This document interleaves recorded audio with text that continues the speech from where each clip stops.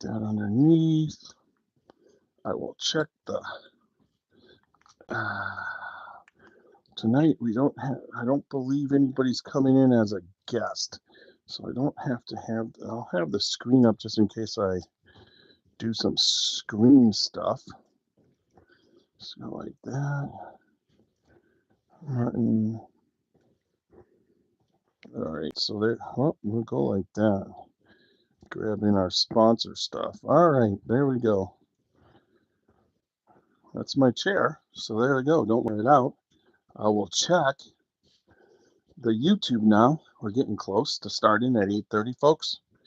Start recording. Now I got to get myself all set.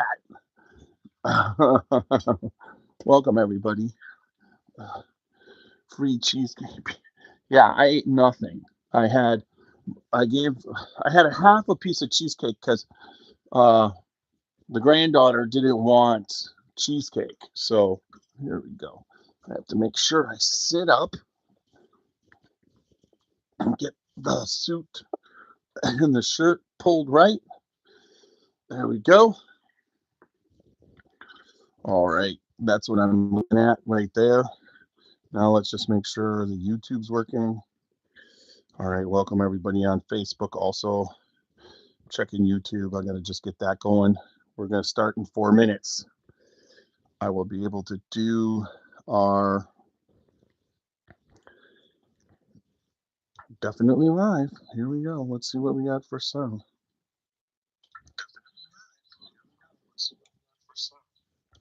All right, I need to move over just a little bit, and that can go. So I'm back in. All right. All right. So there we go. We got it all going, right?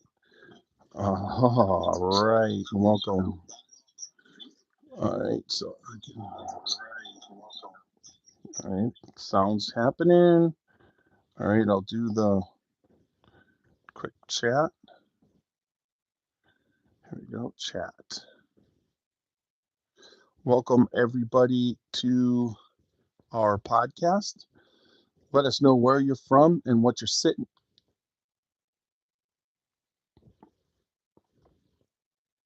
You're from and what you're sipping on.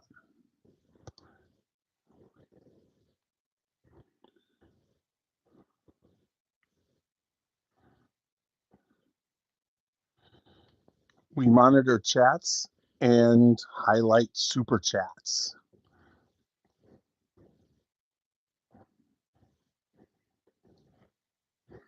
There we go. We'll start monitoring tonight. There we go. I'm pretty much ready. It's right there. I'll be able to take a look at that. All right.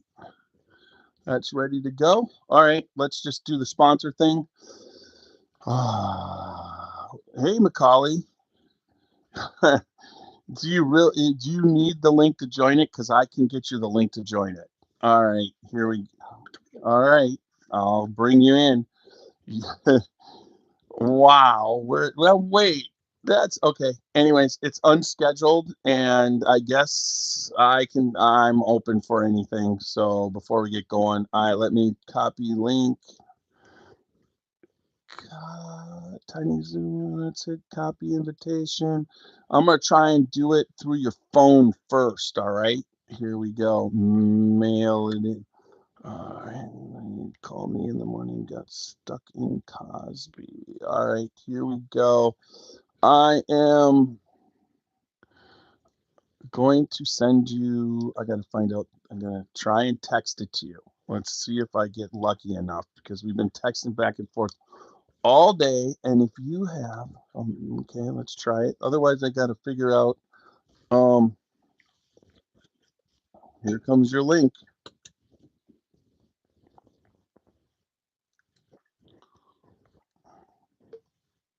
Yeah, you got it. So if you want to come in, Macaulay, it's open for you to come in. And then I got to rearrange everything. Let's see how I'm doing this. I think, yeah, it wouldn't be that hard. All right, let's see. Participants. Oh, you're right straight in. Man, here we go. Let's get you over into the. I am trying. What? Why did you not go in? Why did this not go over? There we go. All right. If he comes in, we'll have him, and then I'll have to figure it out. He's there, but he needs phone and camera still.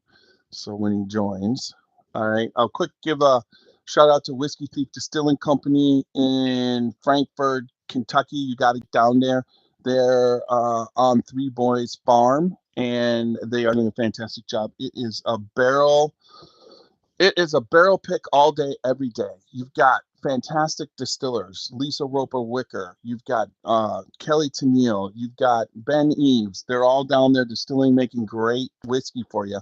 But that barrel pick all day for the price of admission, you get to choose, taste from 5 different barrels. Each one is steeped into your glass. And then it is, if you like it and you can revisit it a couple times, you get to thief your own bottle. So check out Whiskey Thief Distilling Company in Frankfurt, and also their not so newly open tasting room in the Nulu area, where you can have the Nulu Louisville area where you can have the same experience right there, but in a bar tasting room setting, live music on the weekends. So check out uh, Whiskey Thief Distilling Company. And then we've got Spirit of French Lick in French Lick, Indiana. Right here, I'm highlighting the Lost River. Alan Bishop has all of his whiskey still aging there, even though he's gone. Yeah, that's no problem. I'm sorry, I'm talking to my aunt. You're supposed to be on mute. Not, you want me to put you back on mute? Or are you good? Okay. She laying down. We're up in the cabin in the mountains. That's, yeah, amazing. I'm just finishing doing the sponsor stuff, okay? And you can check out Spirit of French Lick in French Lick, Indiana. All the whiskey there, fantastic. And just if you stop by, tell them Tiny sent you. And then also Middle West Spirits here in Columbus, Ohio, doing a fantastic job. Their tasting room and their craft distillery still open for tours and tastings, with their service bar restaurant with excellent food. But they just finished their 2 years ago, started distilling in their 72,000 square foot distillery. But everything's getting going. The part two's coming. You're talking about shops and restaurants. Eventually, I even think there might be a place to stay. But check out Middle West Spirits and their Michelob line in 48 states. The cast strength is fantastic. They've got their wheat whiskey, their 4-grain wheated bourbon, and their pumpernickel rye. One of the best ryes that you can taste, that pumpernickel rye. All right, so I've got that. So there you are. Hey, Macaulay. It's, yep, I can hear you great. Just turn your phone horizontal. That'll work better. Yeah, perfect. Then I could put you full screen so everybody can see you. I'm just up in the mountains on the back porch right now. I'm trying to do this. Let's see. There we go. All right. Yeah, perfect. You've jumped in. Brother, it's been a long day. I was up in the mountains. I met with my old shaman. I met with my old martial arts guy. I had picked up me some Damascus steel samurai sword, and I can't see that right now. I got it in my hands, and then I work with the Cherokee people up here too, and I got me a really nice warhammer too. That can just tell you how anything in the industry's going these days. Oh, you got your, yeah, exactly. That would be great. A warhammer would be good for the barrel when we do the barrel knocks. We just chop up the barrel. Or the kneecap knocks or whatever knocks or hard knocks. Oh, well, I think there's already been a brand called Broken Barrel, so It didn't last, but it was there for a while. Or did you go up to? You went up to the book signing day with my brother Fred, didn't you? Yep, we were up there. Matt Leisen, who's on tonight, I met him up there. There's a bunch of people. I mean, even Aaron Harris is jumping on. Um, uh, I went up there, and it was a happening event. Fred, it's good to see Fred sold. I mean, there was a line, and the book was moving, and that book I haven't read it yet, but from everything what all the reviews you read, it's basically, his heartfelt story. So, uh, it's really kind Don't of, forget, I've got that special book, Assholeology, that I'm bringing down to you to New Orleans. If you remember that conversation. yes, I do remember that conversation. And then the next, It's a guide to being an asshole and getting your way, or something like that. I read that when I was like 16 and gave it to everyone for many years. And then I couldn't find one at a rare bookstore for you because it's out of print. oh yeah, I mean, there's, I always call it, you could call it asshology, but I like to call it fart in the face. It's just, Yeah. I remember that story. We won't tell that one right now, yeah, I mean, if you God. want to. No, I mean, it's just crazy. I mean, it's just like I actually did it in a coaching situation, and the guy became my best friend. He was an he was an You know asshole. what? It was crazy, and after that, I learned so much about that. There's certain people. Funny, I was working on the Wu Tang sword up here in the mountains for one of my old martial arts guys, and visited my shaman, and then me and another whiskey company signed a treaty and alliance today. So I had to explain all both tides, if not the Titanic, I guess, or something. Yeah, that's crazy. So you have so much crap going on. It's just like all you gotta do is keep coming on, and as things get, what would you say, Re- uh, releasable. Information is releasable. Feel free to let us know. Yeah. Well, yeah. Well, you know, I swore them oaths in DC, and I can't talk about everything. Well, I know you can't. You're still, there's a lot of stuff that's going on. What would you say, early on right now? So, honestly, it's just like you just keep doing you, and I know that you like a lot of irons in the fire because you like to keep yourself, pretty much stimulated. Brain's always going, isn't it? Fuck, I was trying to go to bed last night. I've been driving for 8 hours. I tried to go to bed at 8 o'clock. Fell asleep. The fiance calls me. The cats are throwing up. Wakes me up. Blah blah blah. I fall asleep again. And then at 3:33 a.m., I had a creative breakthrough on the 1936 blend, and then I had to write the whole manifesto in a journal, and then finally went to sleep for Yeah, a couple hours. for just a couple And hours, the, right? and the funny thing is, there's no stimulants involved. It's just natural. Well, I think with you, it's not the stimulants are to slow the shit down. Everything moves by so fast. You're just trying to slow it down so that you can coexist in this world. Yeah, I'm trying to drink some red wine once again. We're on the back porch at the Granny Shack slash my aunt's place, and not broadcasting from Applebee's tonight. Red wine, red wine puts me to sleep. So you're looking just to be able to hit the hay tonight, right? Usually takes a bottle or a box or a combo of two, depending on the All right. Well, I'm not even recording the audio part. I'm going to get that going. All right. day. Here we go.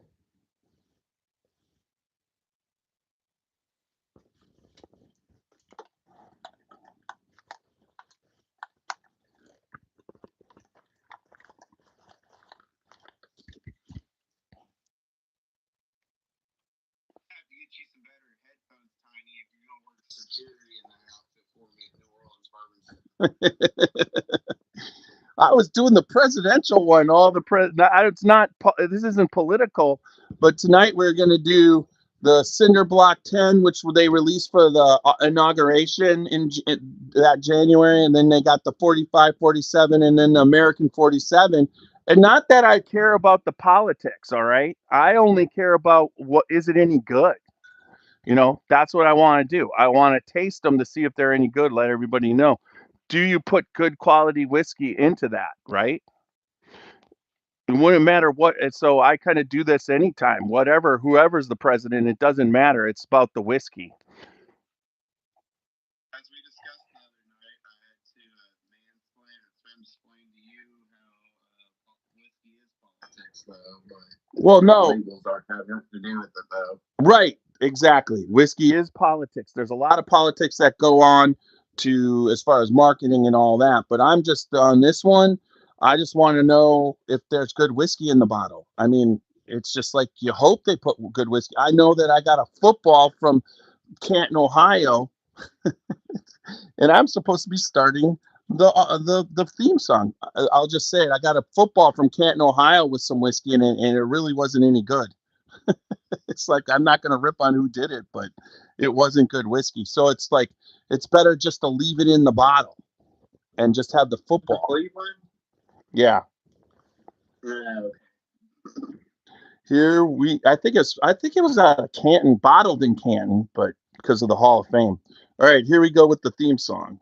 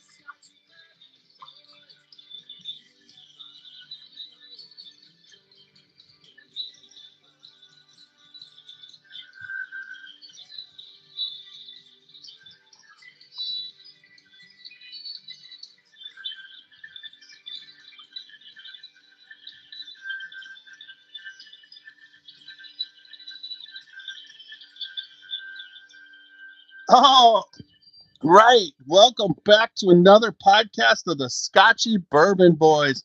Tiny here tonight with a special guest that's dropped in, and I got to find you. Where did you go? All right, let's see if I can find. Yep, there he is. Maca- Let's see if you get all my titles correct, Tiny. Master Blender, uh, CEO, owner of Dark Arts Whiskey House. The Whiskey House, right?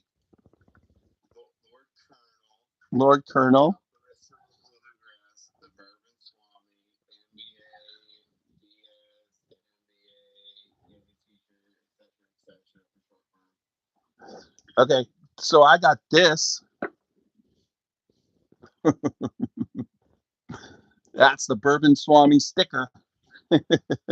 That's an old one, too. Oh yeah, yeah. I only burn this candle when I need some good advice. Yeah, we're going old school tonight, Why not? What, right? I mean, we won't go that old school because your ancient history isn't necessary. Yeah, that's we're focused on the now, Tiny, and the future. Well, it's like, And always remember our past. oh, I have a question. Are you having more fun now that when it was now that it's way more fucking complicated than it was before? Yeah, because I'm the fucking boss Okay, so I understand, but when weren't you the boss? now. It depends if you want to go back in the timeline when corporate America and corporate Italians took over, or whatever. Yeah, well, that was a reason to. That was like, what would you say? That was just cutting the cord. The cord was already out there. That just cut it. You know how it is. Sometimes you gotta get out of the room and get damn dull with the cord cut, right? Well, yeah, and it's funny sometimes life, it tells you you should do it. I mean, was there any better time than at that point? Obviously, it wasn't like it left you completely reeling doing nothing. And it left me a baseball. I can't complain. Other than paying two mortgages and starting a business without no income in it for a little while, that was an interesting time. Well, you are definitely one that's willing to jump off the mountain. I like free life, man. You know what I'm saying? Yeah, yeah. It's just, I mean, if you've ever really met when you meet people who are successful, they weren't 100% successful instantaneously. And there's a lot of people that were unsuccessful many times before they became extremely successful, right? That's what Fred refers me to as the last unicorn in Amherst, right? I hope there's a unicorn breeding program out there so we can get more people in the alliance, but I hear those things are hard to find. Oh, I would say so. So far, you're doing a pretty good job of acquiring people to go on your journey. Yeah, those are more my staff and people that support us and not other people going into the unknown, you know what I'm saying? Uh-huh. Yes, I know exactly what you're saying. So, in your mind, I'm just going to ask some fun questions. How big do you actually want to go? And let's just take it and you get to those goals. Are you going to are will you get bored and want to do something else? Ultimately, I told you the other night I'm going to be running for something, maybe someday or something like that. And then also, after I get my PhD, I just want to chill and fucking teach and be like a fucking one. Oh, that sounds fun. Yeah, train the next generation of people, if that makes any sense. Oh, yeah. No, definitely. You can. I'm not a greedy man. I'm not seeking out global domination and trillion dollars. I just want to live in the trailer park in Key West and have a good time. Yeah, yeah. I mean, Key West is a fantastic, fantastic place to do that. And I think we just secured our distribution down there too. So excited for that. Gonna go down there for about 364 days and do some market work or something like that. okay, so we talked a little bit about the next big thing that's happening as far as releasing, right? And you talked about it the last two times, the late night version of the podcast. Cut out. I cut out. Yeah. But I mean, you got some really kind of cool things on the horizon, right? I mean, and you're doing it your way, the way that you like to do it, correct? Oh, I cut out. Wait, let's see. Did I? Let's see. All right. Let's see. How about okay? Let's try this. Did it come back on? Are you hear me now? I lost you for like the last Yeah. 2 seconds or something It, like that. it seems like for some reason my freaking You're microphone. giving me fancy trinkets there, man. You gotta go old school analog sometimes. I I had it, but my oh, damn. But my microphone must have the microphone for some reason it's in the charging case fully charged and they didn't charge. So that's obvious. If it goes out again, let me know because then I'll have the other one's charging now too. Your hand signals on. I got them fucking on most whatever too. No, when I went out, I could hear you. You don't even have to give me a hand signal. You didn't go out. I heard you. You're like, can't hear you. Anyways, all right. So, yeah. So, going forward, why don't, if, for somebody who hasn't experienced dark arts and the whiskey house and everything that you're doing, give everybody a little bit of an update about where you're at and kind of how you like, explain how you like your whiskey and your wine and your food. Just give everybody that little. First of all, I drink my whiskey neat with no ice. I travel the world buying exotic wines, spirits, barrels, bring back to Kentucky and age my whiskey.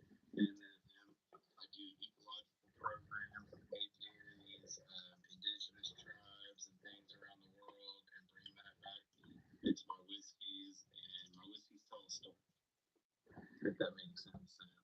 And if you want to put Diet Coke or Fago or Ensure in my whiskey, I don't give a shit how you drink it. Just make sure you buy a couple bottles for the cause. Well, you have some bottles where you could actually do that. Now you have some bottles that you probably shouldn't do that, but you still can. I mean, it's not like whatever.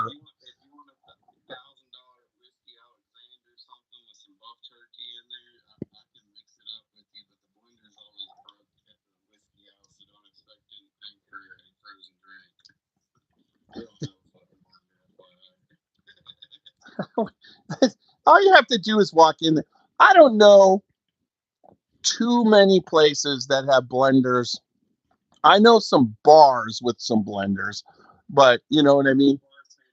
When I bartended, the frozen margarita and the virgin strawberry daiquiri came through, the blender was always broken. Yeah. Yeah, I would tell you I mean, I'm just not I'll say that I don't mind a You ever bartender work in the service industry, Tiny? yeah, my bartending experience, I'm old, so it was when I was younger. I would bartend uh Greek weddings and Italian weddings in Milwaukee. Plates on it. What? They break the plates of the Greek ones. Yeah, and yeah, all these they had people, they got together, did the whole circle thing. Yeah, this was in Milwaukee. The Greek, where I was doing it, my friend would do it at the hotel that they all did it, and where it was like, and it was sometimes it was a cash bar, but a lot of times it wasn't a cash bar, and it was just so I did do some service type things. It was very interesting. I loved it because of the people. I just that's one thing that I'm a watcher. I pay attention to a lot of things. I'm always watching. I enjoy observing and seeing how all the people especially in the bourbon industry or the industry itself, that is very interesting to me. I don't usually like to observe too much anymore while I'm driving or anything like that because I watch too many people doing too many stupid things. I could, It be like that, homie. I could tell you, Macaulay, that what's weird about it at this point, I never thought that, but after I'm 61, right? And every I year know you're that fucking old. I I'm, thought you were 47 the other night. You yeah, never told me the age. nope, 61. And I could tell you that Can you cash the Social Security checks and spend them at dark roads here? What's up? not quite. I'm going to wait till I'm 65 and then I'll be there all the time. All Um, right, well, we can endorse them and we'll just deposit them for you if you want me to. what it does, though, is you get to a point where the you do things in seasons, and there's things to do, and there's certain things, and you start getting to the point where you've done the same fun things so many different times that you start looking for really different things to do because you've done those things when you do it. You go, for instance, we're going to go to New Orleans and this will be the second time. But if you do this another 5 years and you go four more, it's just like when the first, there's nothing better than the first time you go to New Orleans for the New Orleans Bourbon Festival. And then afterwards, and then you kind of, it's good to go a couple more times because you then know the lay of the land. But it's gotten to the point with a lot of stuff, it's just like, what am I going to do different? Even I have Just stick with me, brother. I'll show you some different shit. every time. All right. You So know New Orleans is my city, right? what?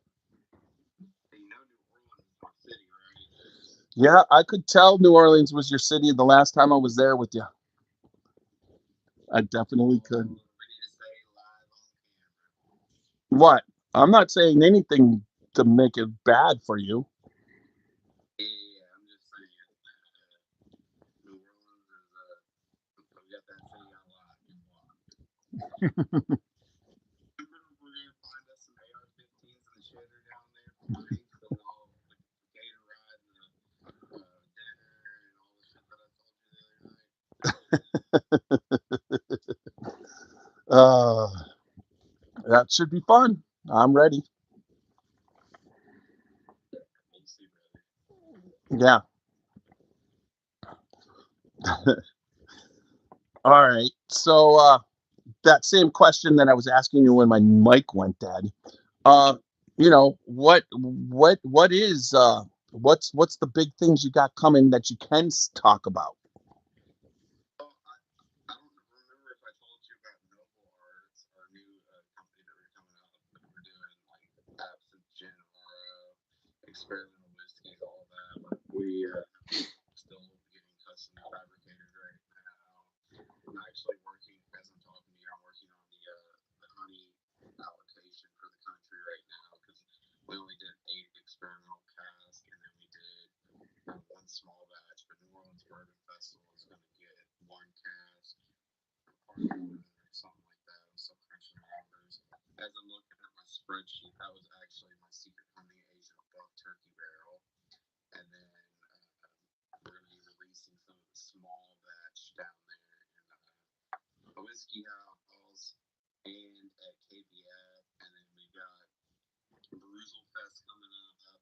I think there's a sold out session. I think there's a second session that's coming, and I think they're coming back again sometime in the summer.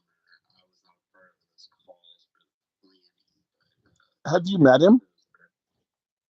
No, it's funny because never met him. I met his assistant publicist manager, whatever. And he's like, TJ wants you to sign a bottle for him. And I was like, all right. I signed it to my mentee TJ. Best regards or some shit like that. Yeah, I'll be. We'll talk at one point off, but I'll be interested in what you think.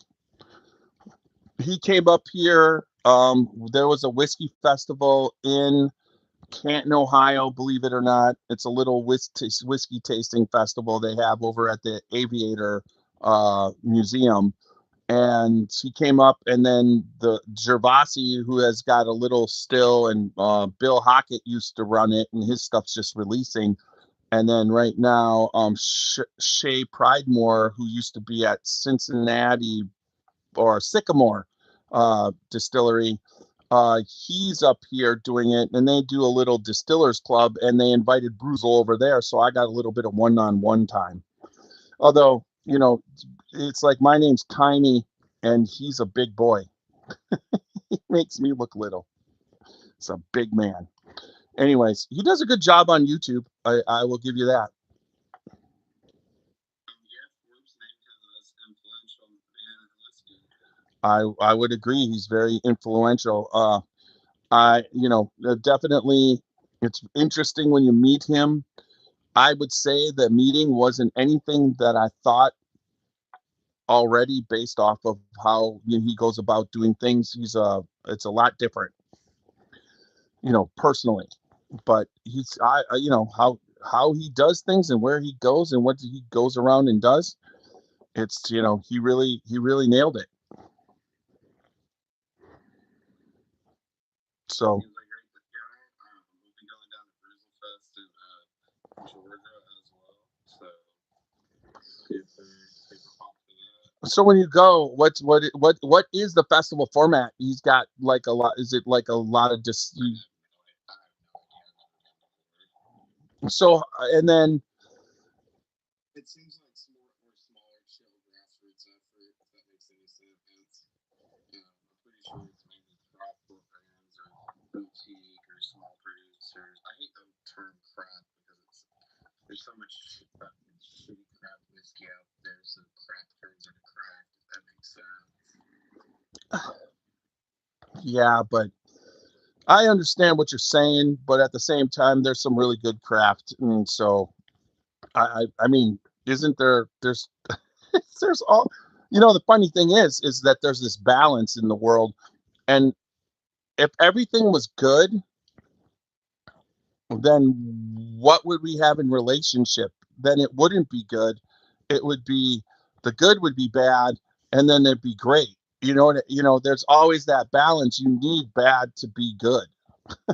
Have good to have something up in the In one yang. tradition called the yin and the yang, Yep, the little bit of energy. and other traditions is called the yin yang twins. And it's to the window, to the walls, and let that sweat drip down my balls. I get it. I get the yin yang twins because it's sometimes it's funny because I just believe it's 50-50. When it comes to negativity and negative and positive, and we just had that polarity flip that just happened, right, in on the earth, and realistically, yes, when you talk to somebody, it's like, yeah, it's 50-50.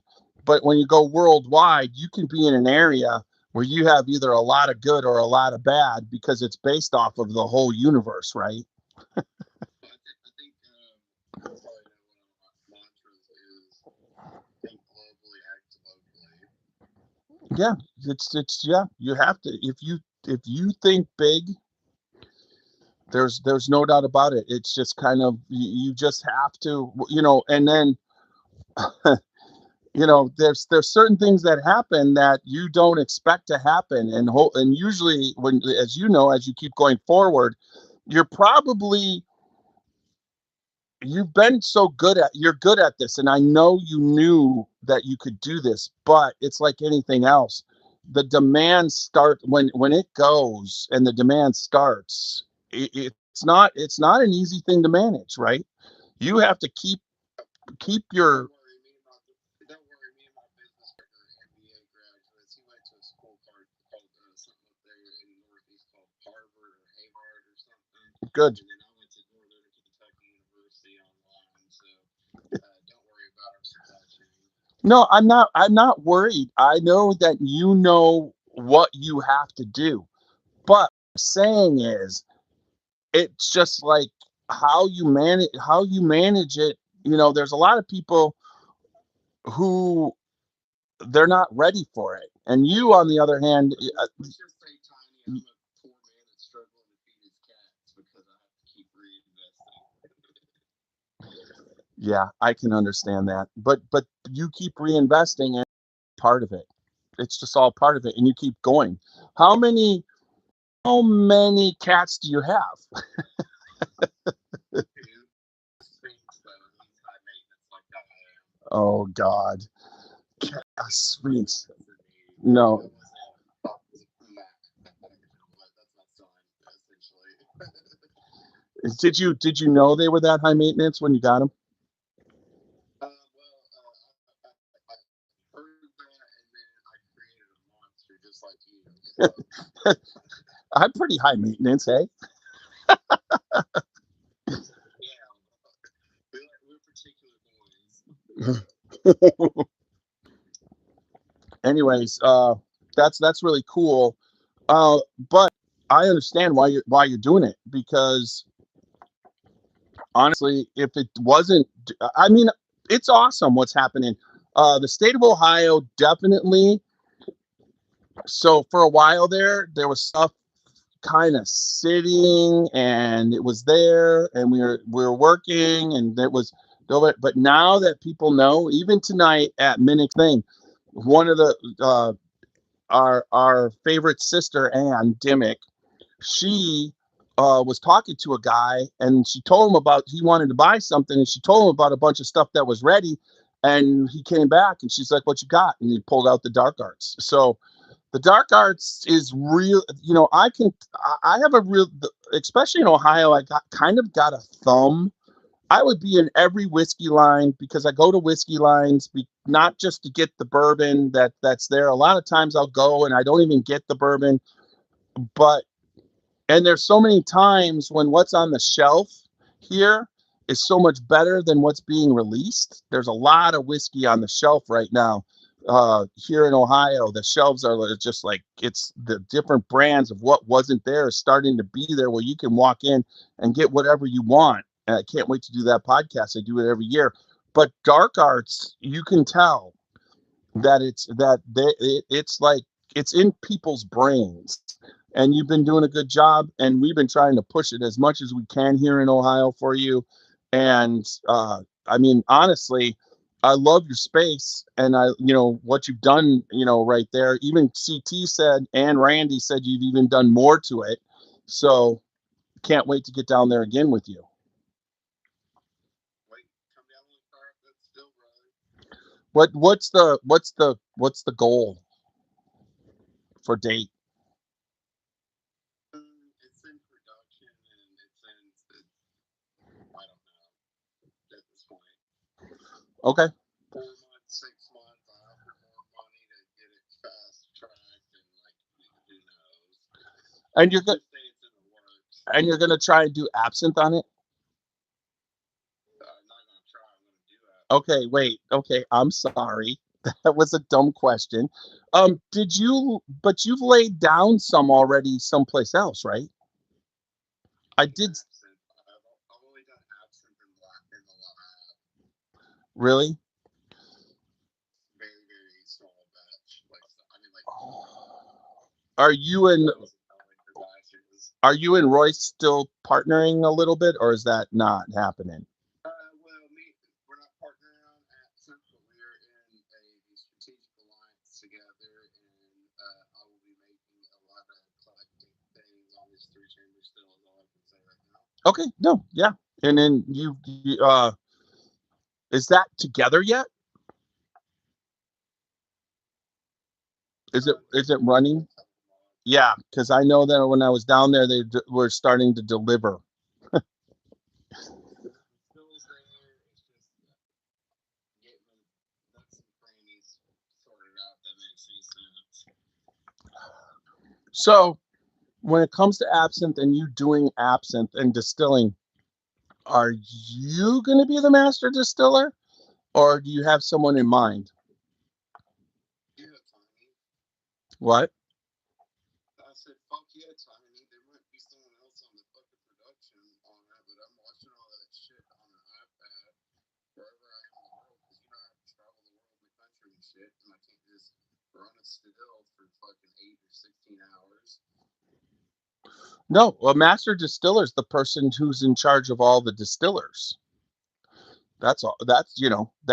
I mean, most of the time when you get named master distiller, you stop doing a lot of distill. Yeah. No one, I don't like to take the title master of anything. I'm a master of nothing, and I certainly Okay. don't want You to get it wait, wrong. wait, wait. So we're gonna call you the wizard. But my title is Chief Alchemist and also the janitor of Dark Arts. Yes, because great owners always are the janitor, right? Yeah, I'll scrub the shitter. I don't care. Oh,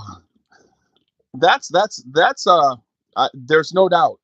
That's one thing I will say. Anybody who's never met Macaulay, he's basically, as far as you could just tell the dedication of what you want, what you are doing, and that just includes, you know, it doesn't matter. It's the selection of the glassware, the presentation of, but you also are a very good manager of people, right? I mean, Talk about your staff right now, the people that if they go to dark arts, who they're going to meet. Well, I've got a rock star team. If you know Sarah from formerly as Bourbon Night, she's one of my spirit guides. I've got my protege, Sophia, also a spirit guide. And then Kenny Douglas is kind of a nationwide spirit guide. And then we've got some other recruits in the pipeline right now. So we're building an all-star team. I don't fucking advertise on Craigslist or LinkedIn or anything like that. Most likely, if you working for us, you know somebody or I knew you for 20 years.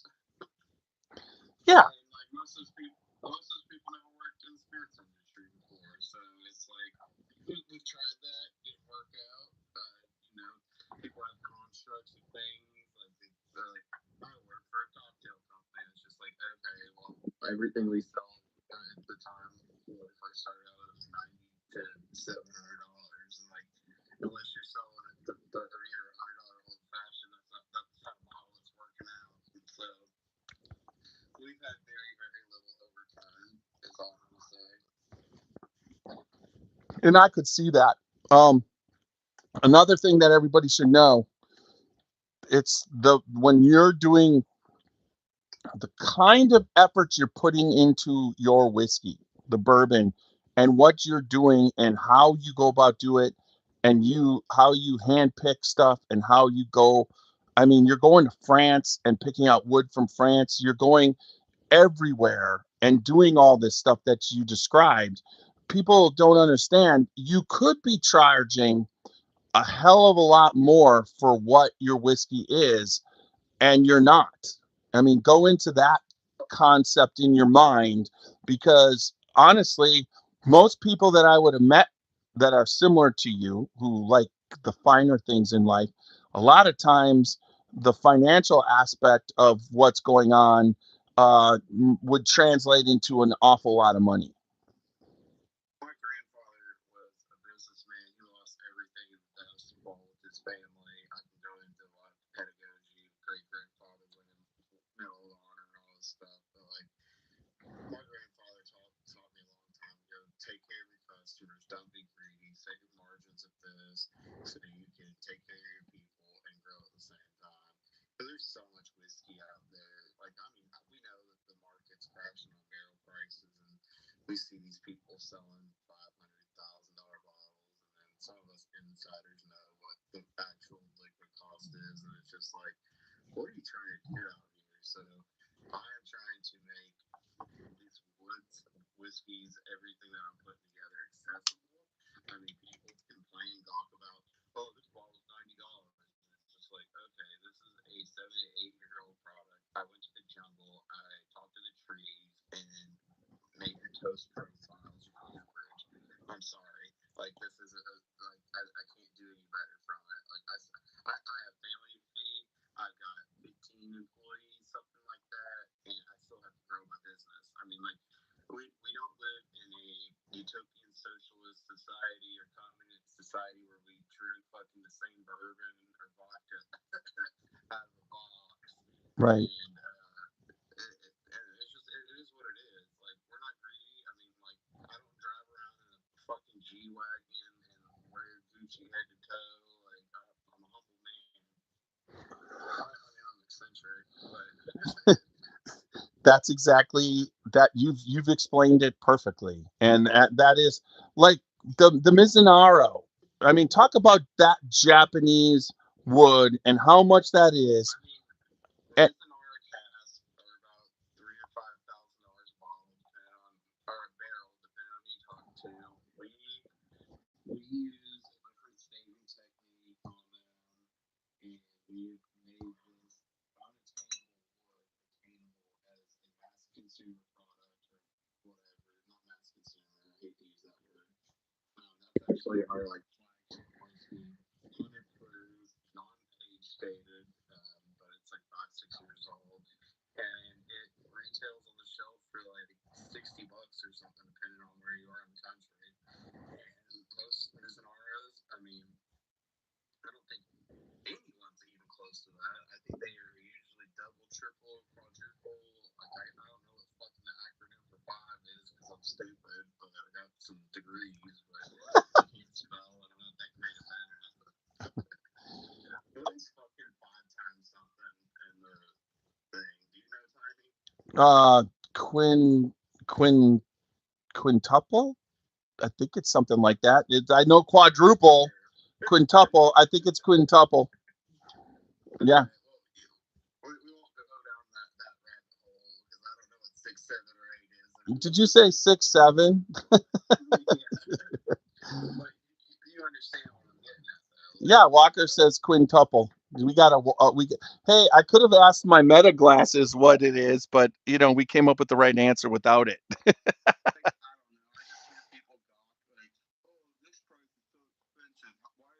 Why are three or four items $90?"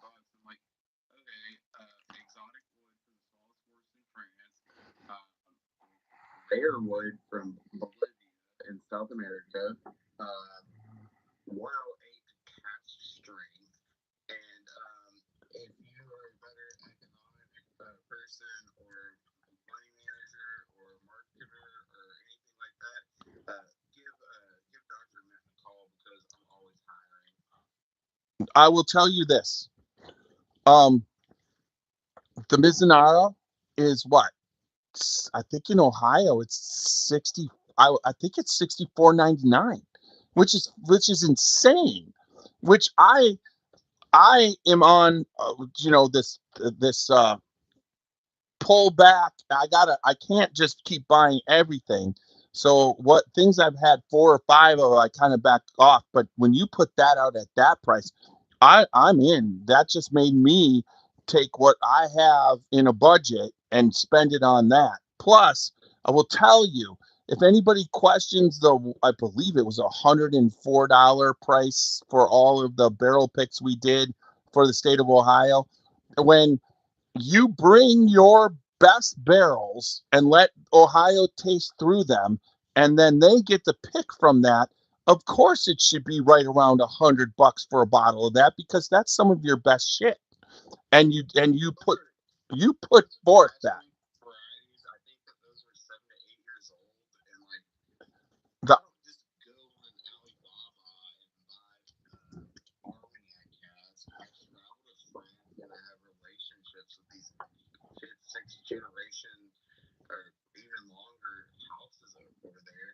These people are my age. They want to be part of the global spirits revolution, and we make alliances. And like, I mean, I don't go first class anywhere. I fucking fly in the back and I eat fucking beef jerky and pretzels and shit, and like the economy shit, like ultra economy.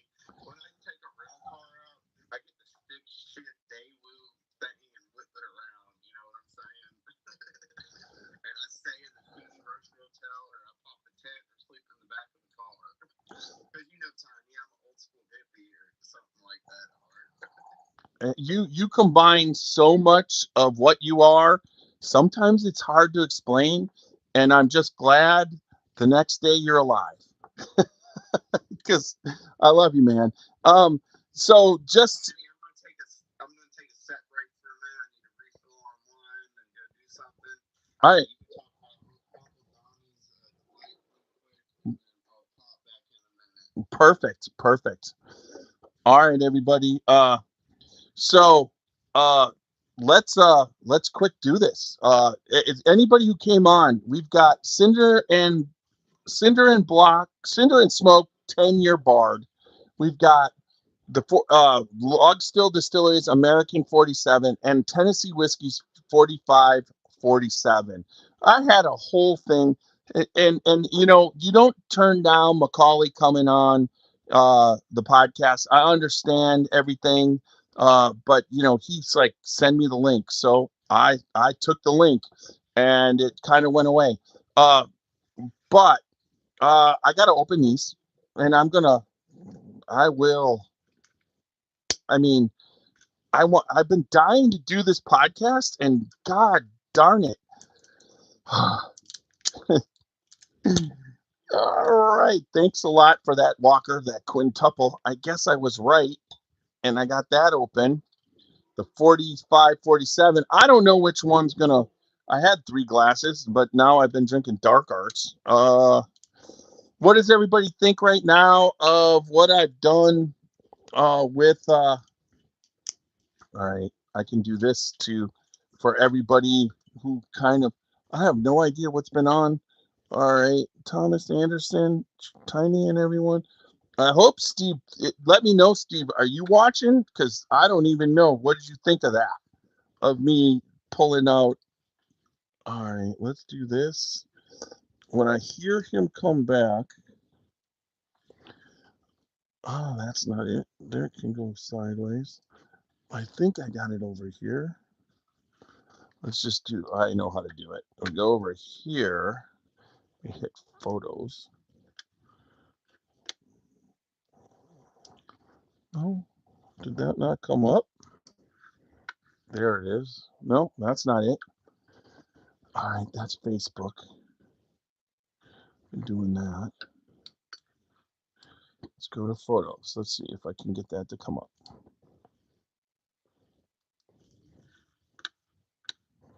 I lost it. Did it? Did I? Did I? Did I? Did I? Oh, it's going to be over here. It's not there. It's not there. Oh my God, I must have dumped it back over here. All right, let's see. Zoom workplace, photos. If I go to that, photos, this must be it right here. Nope. Go back to photos. It's still at Zoom workplace. Photos. All right, come on. Where'd it go? There it is. Photo. Oh, right down here.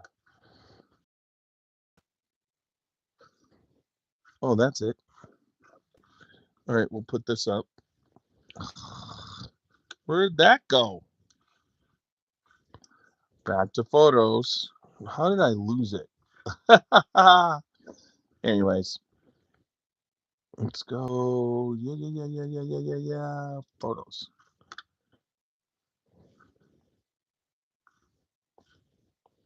There it is.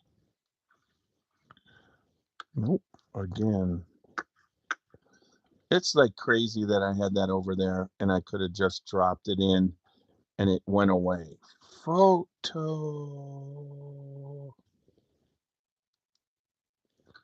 There it is. Came back. All right, there we go. All right, everybody. There we go. All right, so we're doing this part. There's the 47. 47's open. All right, so let me quick see if I can get up the information on 47. I tasted this with Wally Dant, and this is based off of this is like a secondary kind of thing. America 47 is one of Logstill's signature bourbon expressions, known for blended carefully blended combinations of 2 high rye bourbons and 1 wheated bourbon aged around 5 to 7 years. The proof bottle is at 47.94 proof and a deliberate nod to the distillery's DSP KY 47 designation and spirit name. But we have the 47th president. So, I mean, so that's what we're doing. It's a presidential America's 47. And I poured a little bit in there. And I was going to barrel bottle break down this, but I'm not sure if I'm going to do that tonight. But it is deep oak. We got a story on my with Macaulay too on my glasses on my hey Meta, are you there? She might not.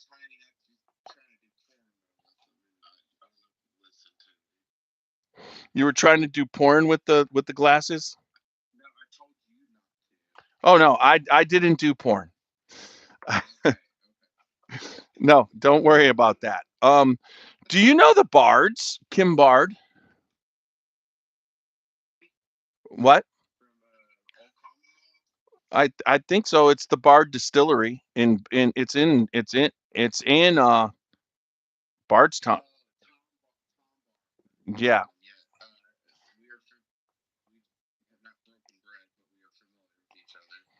Okay. Yeah. So the story goes, and Kim, it's just so it's like a freaking phenomenal, cool story. Okay. Initially, it's just like everybody, like if you're a whiskey podcaster, it doesn't, to me, it doesn't matter. I feel that bourbon in so many cases, if you can't, everybody drinks bourbon and whiskey. And a lot of times when you're drinking whiskey, political things are just null and void. It's how people get together. It's the glue for people treating each other respectfully if you drink it properly. You can't, it's not an abusing thing. So many people that don't, Well, and I then you know. have to get political with it, my friend. No, I know. But what I'm Because saying, everything is political. well, I can't, as far as my podcast, be going out and making I don't make any political statements. Sometimes I'd like to make, Cultural statements are political, my friend. And then no, when you no, say wait, no, no, no, no. I don't make any United States politics with people in politics statements because I respect everybody's opinion. I just want everybody to have their own opinion. And I want people to go back to where it used to be, where you could have your own opinion. We have elections and we do things. And yes, I agree. There should be movements and people should do what their beliefs. There's no doubt about it. But it shouldn't enter into our everyday lives where everybody's fighting. Put it that way. Yes, appreciate that statement. We'll talk more offline about this conversation sometime. right. And so she made a statement, and you're talking about Kim Bard made a statement, and I said the statement was stupid because What was her statement? Before you say it was it's stupid, something based off of hating what Trump did. Okay. And okay. and I told her that when you run a distillery, I mean, Macaulay, you definitely have a political. I mean, my daughter and you would get along Okay, so. let me go ahead. Let me go ahead and say one thing right now. Go ahead. What Macaulay Minton says is Macaulay Minton.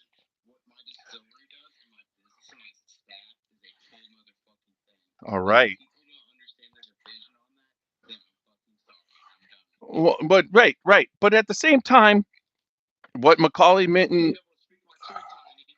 My truth is my identity, and that's the only thing that I have in this life is my truth and my name until I'm put in the fucking ground. I don't give a fuck about money, power, distilleries, whiskey, fucking awards, whatever the fuck it is out there. I am who I am, and right. saying an indie is so hard, which means I am. But I will tell you this: me and you can have this discussion in another format without it having to be a public format. Is all I'm saying. And No, no, no. I was just asking what she said. We don't have to go down that rabbit hole. I'm sorry. well, and I just said when you're trying to sell whiskey, it was it was stupid to say that. And she took it personally. And I wasn't trying to offend her. And we kind of got into it a little bit. So when I was at Kentucky Bourbon Festival, at the end of the festival this year, she came up to me and gave me this bottle. And I had talked to her a little bit, and I'm just like, I wasn't trying to say anything personal against you. It was more like, why would you offend people who drink whiskey when you're trying to, it's a one way or another on half the people who there's a lot of people who drink whiskey are one way and a lot of people who drink whiskey are another way. And you want to sell whiskey, as you said, to dark arts, to all of them, and you have to have an opinion, but you shouldn't put it on freaking Facebook. That's just all I was saying. I don't put any of my opinions anywhere because I will talk to you about it because I am a people watcher, observer. I love everybody's opinion. Right or wrong, in my opinion, it doesn't freaking matter. This is how the world works. So Tiny, let me just say one thing real quick. It's Did she awesome. say that on her brand's page or was that on her personal page? Because I believe that we all have something called the First Amendment No, of our identity. wait, wait, wait. She has the right. I have the right to come on this podcast if I want to and express my personal opinions on things. I do have the right. Right, right, right, right.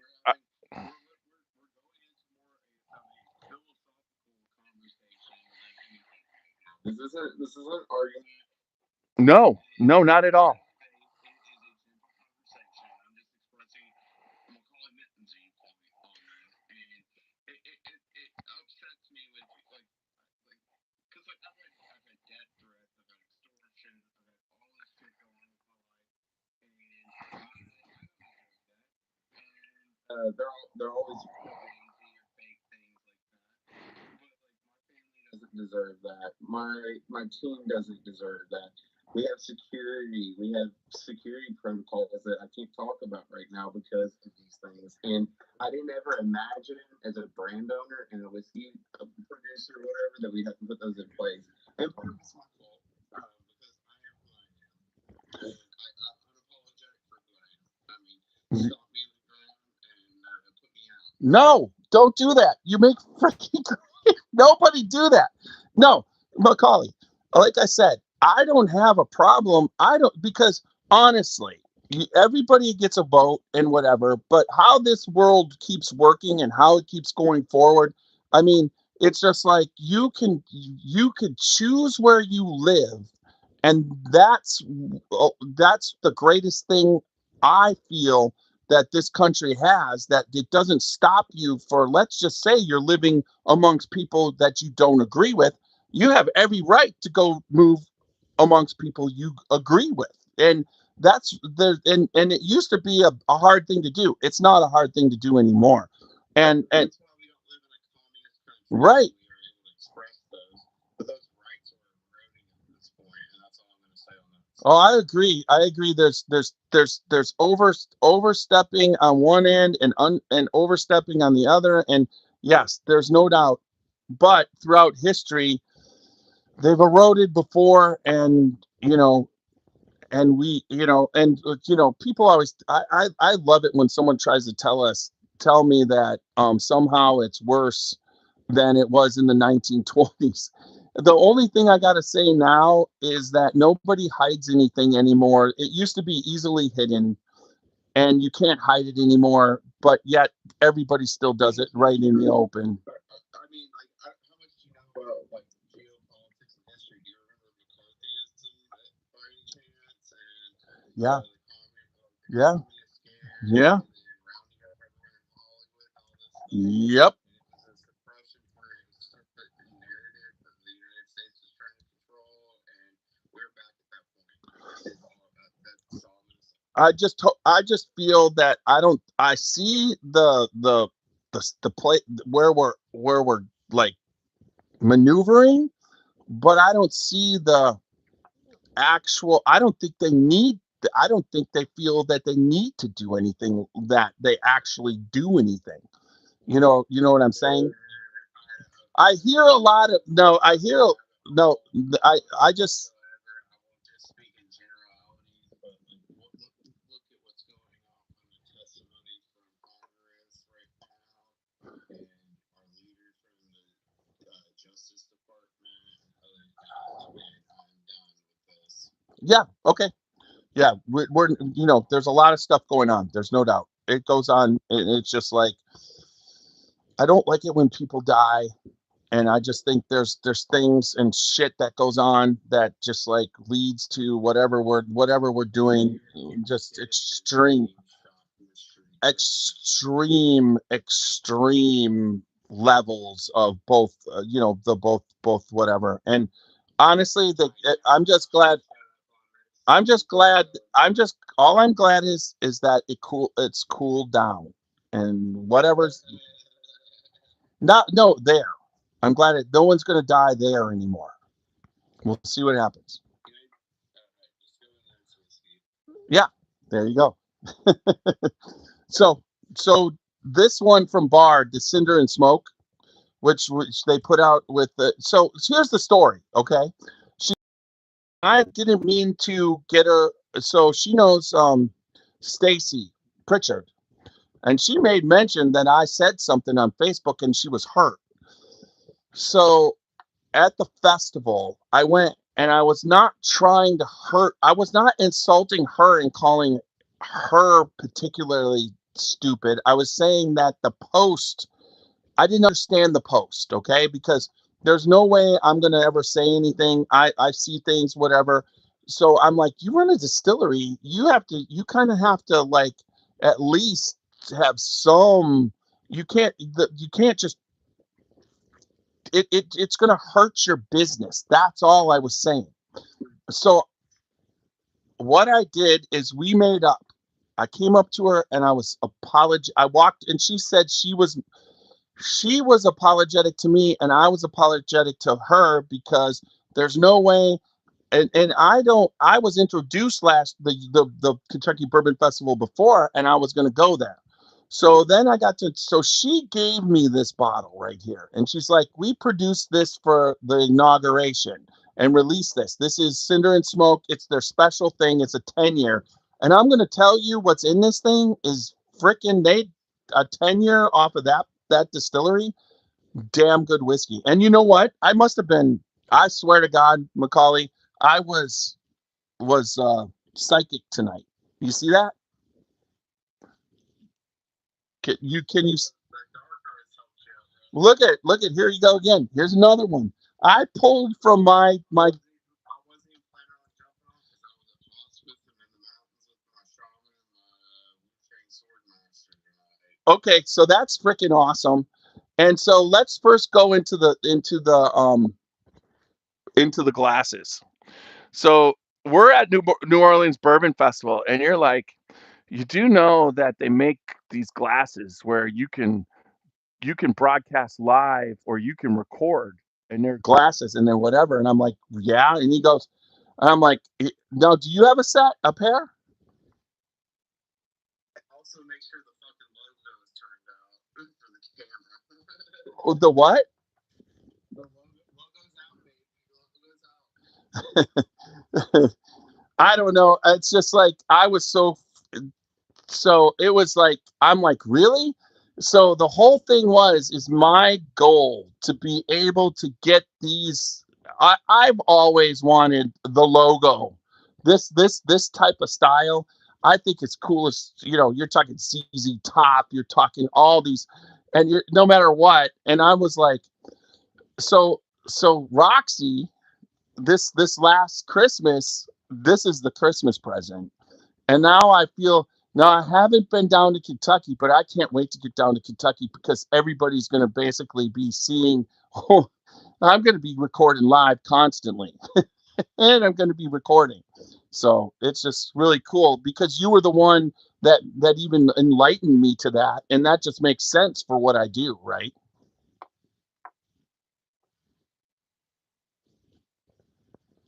Did you lock up? I was just looking at Farm Weaver Special 3-part nightcap right now and listening to how she defrauded the banks or doing her side of it before she goes to jail. Oh, well, that's yeah. So this in here is decent, and then I have the last one. So so initially you're well. Is that the Resurrection Day blend or what was that one called? This is called Cinder and Smoke 10-year, and they do this specifically for special releases. And this one they that was the inauguration. And she came up to me at the end of the festival, and the best thing I ever did after you poured buck turkey down my throat, Yeah, we don't talk about that. that was awesome. That was that. I did not do that tiny if it was a legal serving from a cup. It was the right amount. Anyways, Cinder and this one, I'm walking away and I'm going over and the festival's closing and she comes up and she hands me that bottle.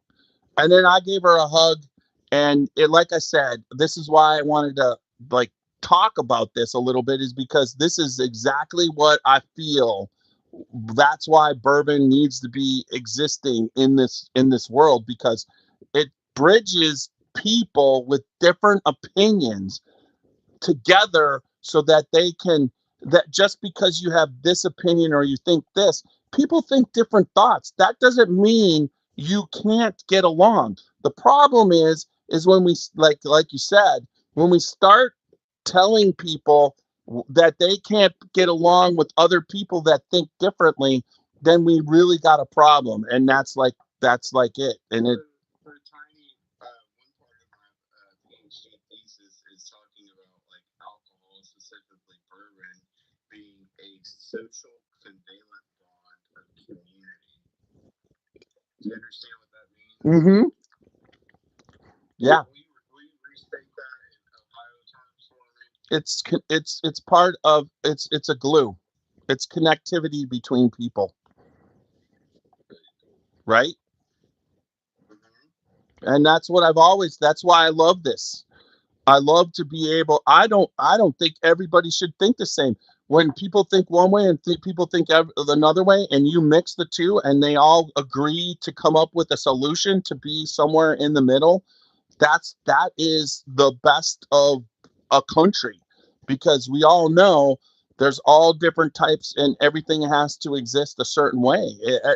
The ultimate thing that humanity has had a problem with from the start is, what do you do with a certain class of people that don't fit the conformity of society? And it's, I mean, Tiny, I'm not trying to get into biblical terms, but do you remember, like, I believe it's called the Tower of Babylon or yeah, something? Everyone yep. spoke the same language, and then everyone got broken down and things like that. God got pissed and Yeah. spread them across the world and said, figure it out. Spread across for a reason, and there's many times, like, I'm doing a barrel pick or I'm drinking with a bunch of people, and then all of a sudden the group's like, "Yeah, brother, you think this way?" And I'm like, "I'm sorry. Can we please just focus on good conversation and whiskey in front of us?" I, I think anybody who's doing a pick with, that is crazy. I mean, what the shit? That's my thing. What the shit? That's crazy that somebody would do that. Well, I believe it's an old Persian philosophical point. I might be wrong on the country of origin or Jew or that's whatever on it, but like once upon a time, philosophers would sit around and debate issues sober, and then they would debate them drunk later in the night, and then they would talk about it the next day.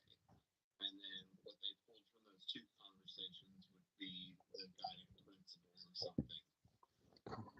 That is the Spark Notes watered down version of it, but I Yeah. think that's what we get back to.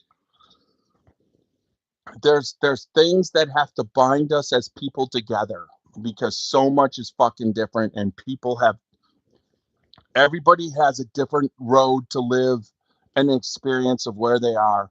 And there is no, I mean, yes, there is an inherent evil, wrong and right, and I always feel that evil is among us, but that evil is among us because that's all part of the yin and the yang, and the 50% one way and the other way.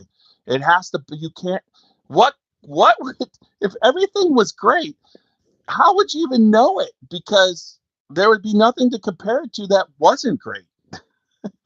Well, justice will always prevail, and I don't need to pull down any lip tattoos or quote Ezekiel 21 from that Pulp Fiction movie that they jumbled the actual scripture from, but I think you know what I'm talking about. Yeah. Okay. I was tasting through all three of these. This one comes from Log Still Distillery. I have a question. Initially, did Log Still distill at Wilderness Trail? I cannot comment. What? That's not a commenting thing at this point. I don't know. Okay, I'm sorry. I didn't know that that wasn't a common thing. All right, so this is Log It's Still. whatever Wally Dance says, that's Wally Dance juice, and that's not mine. I am not an employee of Wilderness Trail Distillery or Capari Corporation, and I cannot Okay, before you weren't an employee from there, could you have commented? No comment. Okay, just I'm gonna drop that. All right. So, anyways, I know the 47 whatever is log still, and I know how long long still has been doing it. So it's whatever juice that they have, and Wally's a good purchaser of juice. And then this is theirs at Bard. It's their first tenure, which is good. So this is out of Tennessee. Wise distribution.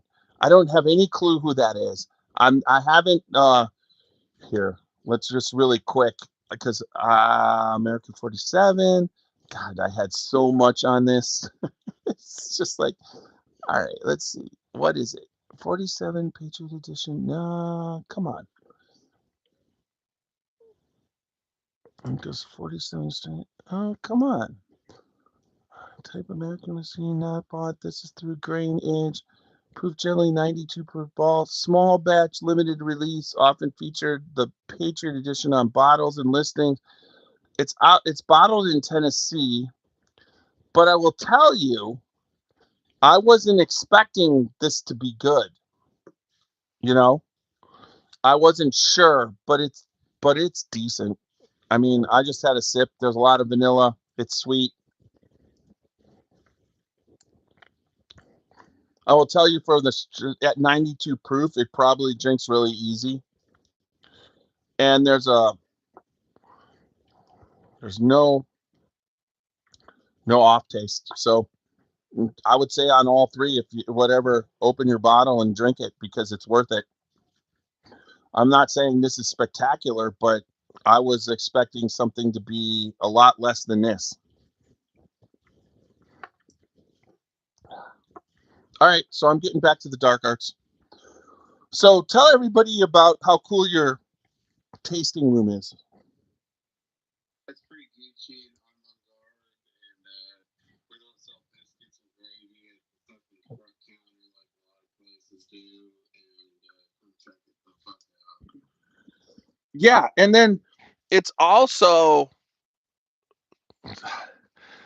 it feels like a rave party to me when I go in. It's funny you bring that up because many years ago when I was in college, the Pepper Distillery had 10-foot grass and all that stuff, and I used to go rave in the building when it was all flat in the space and area where I now have bumped a distillery at. And this is in the historic Pepper Distillery in Lexington, Kentucky, and we actually have like a small smidget of the area of the first river count, or one of the major river counts of that. And what a lot of people don't know about that property is that Pepper was a Mongol. I mean, like he was up there with the Vanderbilts and things like that. There's rumors and murmurs in history Yeah. that his whiskey created the old fashioned.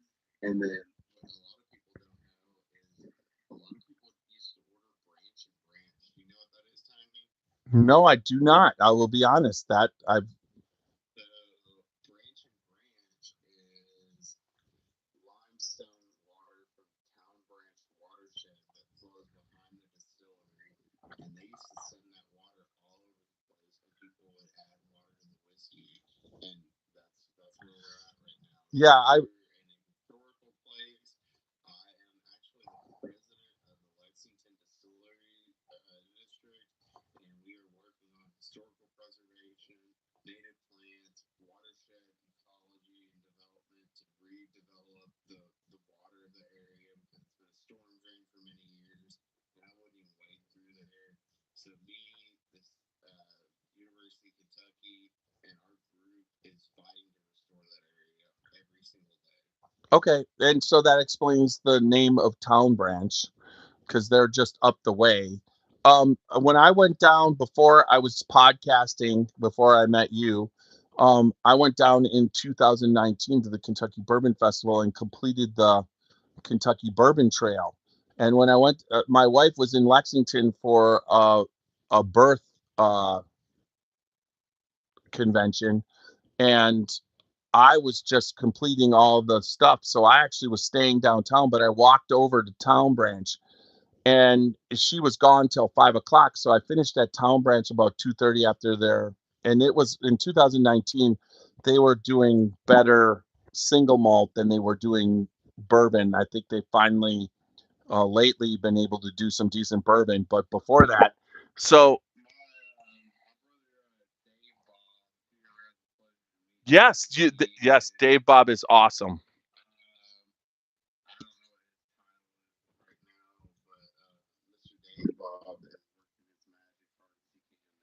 And their whiskey now has gotten to the point where it's just like when I got there, my opinion was that they really did some damn good single malts, and they wanted to produce single malt, and they had a distillery in Ireland where your sister Lisa Roper Wicker would work there for a little bit. So and she was over in Ireland a little bit. Yep.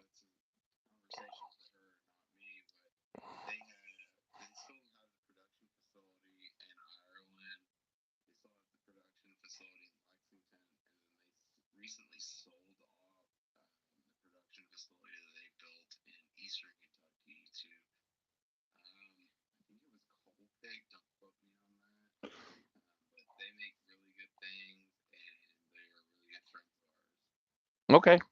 And so yeah, we visited this year, and Dave Bob put us through, and we got to do their barrels. They have a really cool barrel experience, and you get to they thief from the barrel for you and everything. Everything's changed. It's much better. But when I went there, I walked over across the highway and walked down to the Old Pepper Distillery and the Barrel House.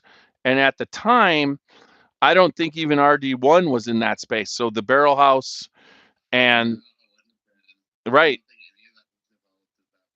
Well, yeah.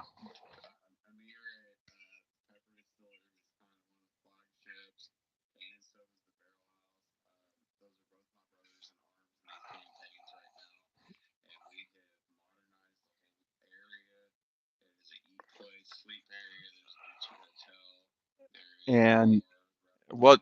Wait. Bars, restaurants, and the greatest pizza place on in frickin' anywhere.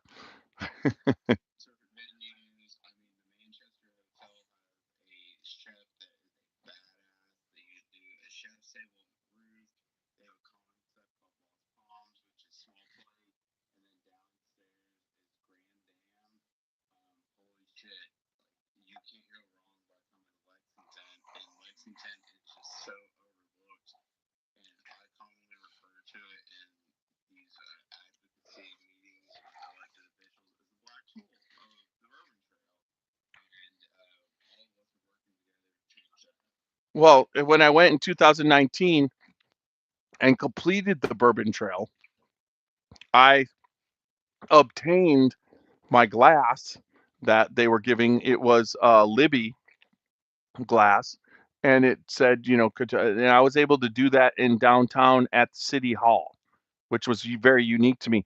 But when I was in that area, they had the restaurants, they had the ice cream, they had the shop, a couple shops, and they had Barrel House and Old Pepper. But in the Old Pepper tour, I do remember them talking about the branch behind there where the limestone water ran. So the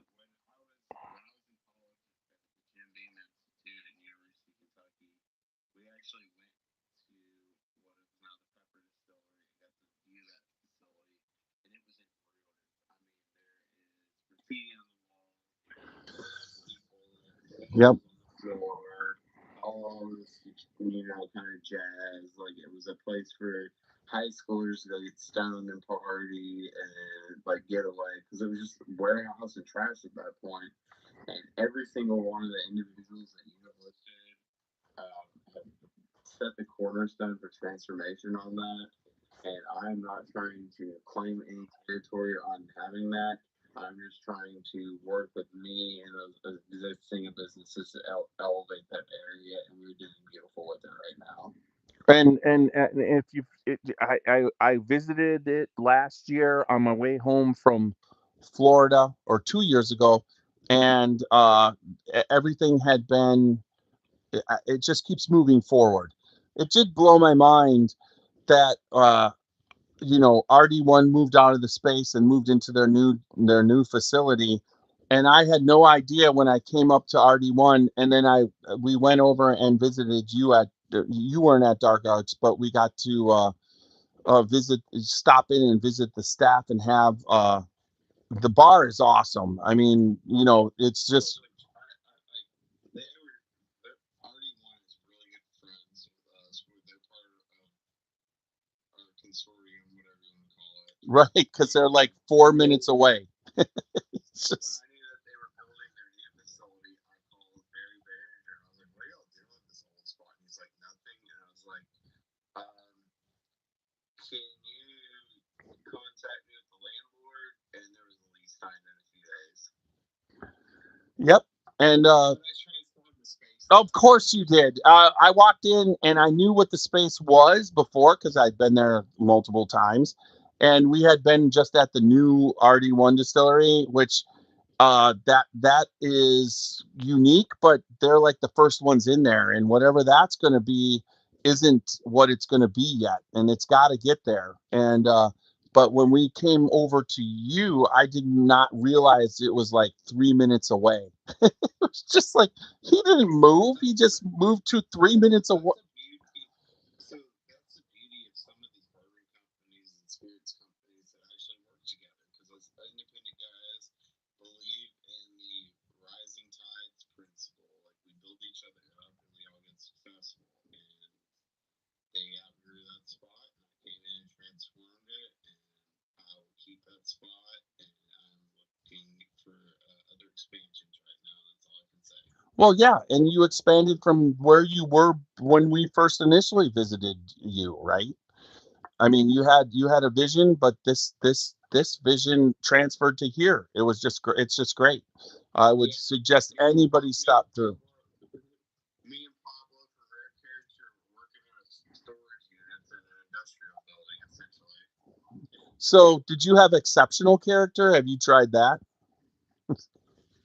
Got an assortment of all the products that we work. Once 160, man, that was interesting to me, and it took me all night to do. I think it was. I don't know if it was It was probably 3/4 of an ounce. I shout out to Mall at uh at the Trail Hotel because they've got some shit going there. It's good to see something like that in Bardstown. But I went there, went to the speakeasy. He's like, "Have you had exceptional character?" And I'm like, "No." He's like, "You're gonna." So it was kind of cool. Um, yes. Pablo's a great man. So you're just My you're brother-in-law. are you doing it? I mean, honestly, Macaulay, you're just doing what everybody else did before you. Everybody, I don't know what that means. no, I'll What tell does you, that out say? in the whiskey industry, that's one of the big things when Heaven Hill burned down. They were all there to support them. They distilled for them so they didn't lose their brand, right? It's similar. That's the whiskey industry of everybody helping each other, understanding that making good whiskey. If you make good whiskey and you have good marketing skills and you know kind of what you're doing, you can succeed in this industry because people are always looking for they do look for you get your brand base, but people are always looking for different expressions. And that you're building it on the fact that you have so many unique different expressions, and you don't want to settle on anything. If there's something to be done, you're going to try and do it and bring really good whiskey to the industry, right? If it tastes good. Sorry, Tony. That first statement that you made, I thought you were saying that I was copying people and No, just doing bullshit. And nope. because like I've been accused of that. Like you know my whole pedagogy and my background and everything we always talk about. And I'm peacock and I will never fly. And I know that. And my feathers get weathered from time to time. You know what I'm saying? Yes, I do. I know you. as much as I can. I don't know. I haven't, but I mean, I understand. It's just like when you if your feathers get ruffled, people will know it. But you don't. But you when you get it ruffled, you're gonna let people know what you think. But at the same time, you're not telling everybody to. You're not telling them to completely fuck off unless they're fucking with you. Yeah, that's a very delicate conversation, and your sweet baby angel ears don't need to hear that right now. But just know that there is a lot of large corporate organizations that have my face on a dartboard, from Milan to Frankfurt, and they hate me, and they are trying to destroy me out in the market. They talk shit about me all the time. Their reps do, their distributor partners, but for some reason we keep persevering. And No. I know I'm very political, but there's a Michelle Obama quote that says, "When they go low, we go high." Well, all I can tell you is if they're trying to go low on you, that just means you're someone, Macaulay. Because when big guys are noticing, if you're just another little guy, it's like when people notice, that's when you get, there's always that. And then you have to persevere. You can't let. I will never sell this fucking company. I will never sell this company. I don't give a fuck if someone calls me right now at 10:02, offers me $820 million. This is a generational family business that honors my grandfather, because we're gonna start distilling family grains and things like that that you don't know about. And that's all I'm gonna say right now. Okay, so I that is a fantastic freaking statement, and I understand it fully. But I will. I what is so you have a fiance, correct?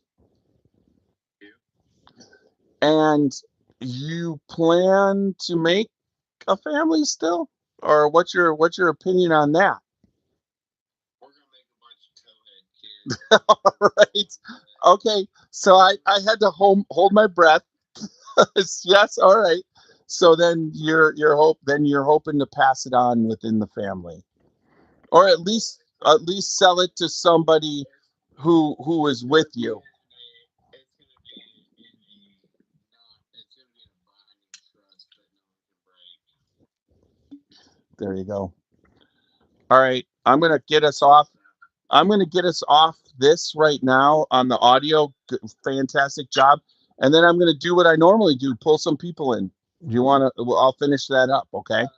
Shout out to President 46 whiskey and the regime, whatever. It tastes good or something like that. Buy it, support it, whatever. I didn't. Was there a 46?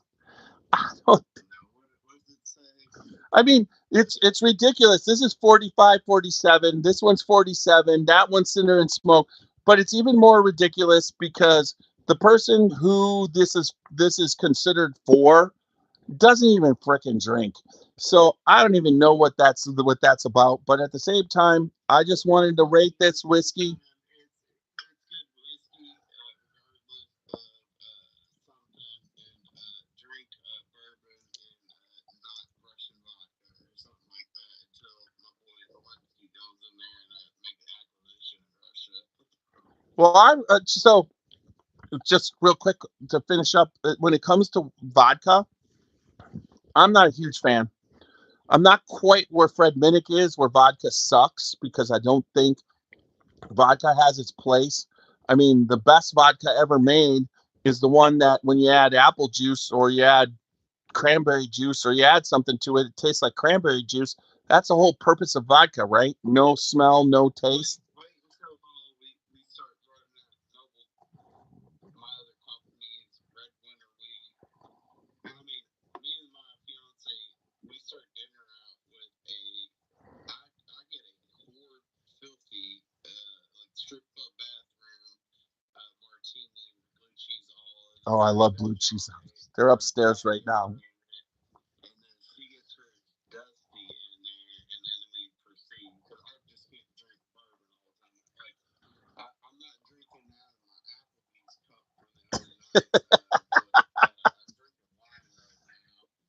My question to you, Macaulay, is why?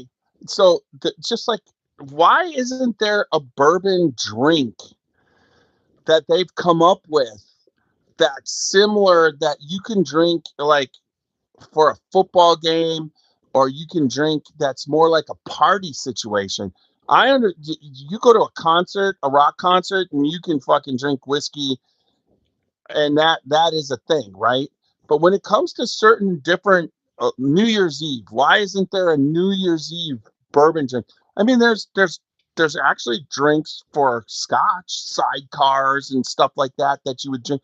Where is the bourbon drink? I challenge your bourbon staff to come up with that everyday bourbon drink that everybody's going to drink. I mean, you're not going to drink. I, an old fashioned is ridiculous.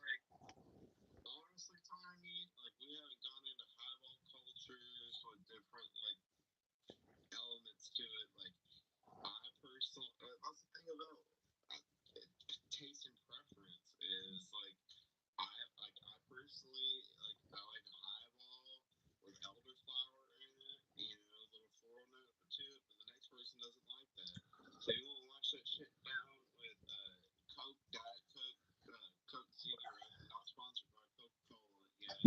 But you know what I'm saying?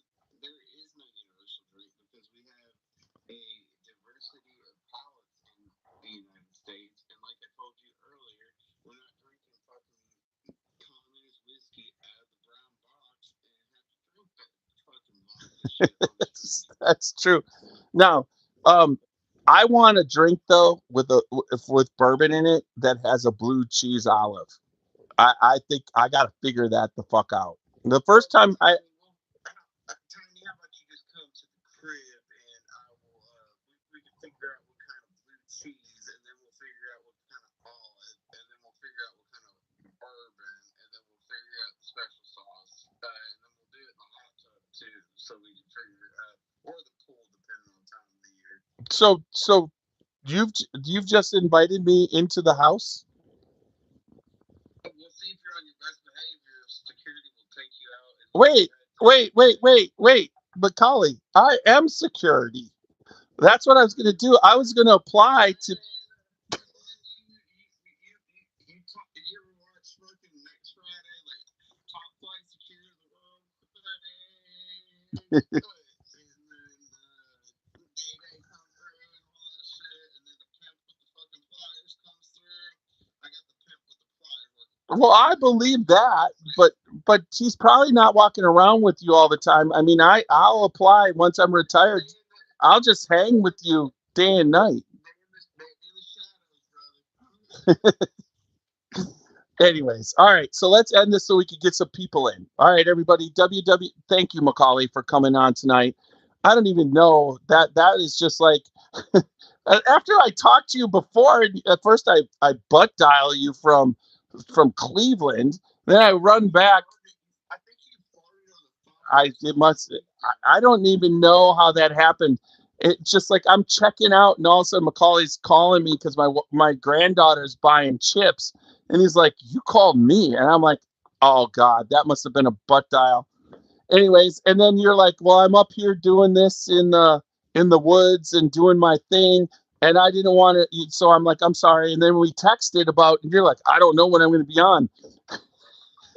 Then you come on tonight. That was Awesome. the unofficial one. We still got to schedule the official Yeah, one. so I could promote Put every the teen on there. and oh my God, Anne's even watching, so that's We need.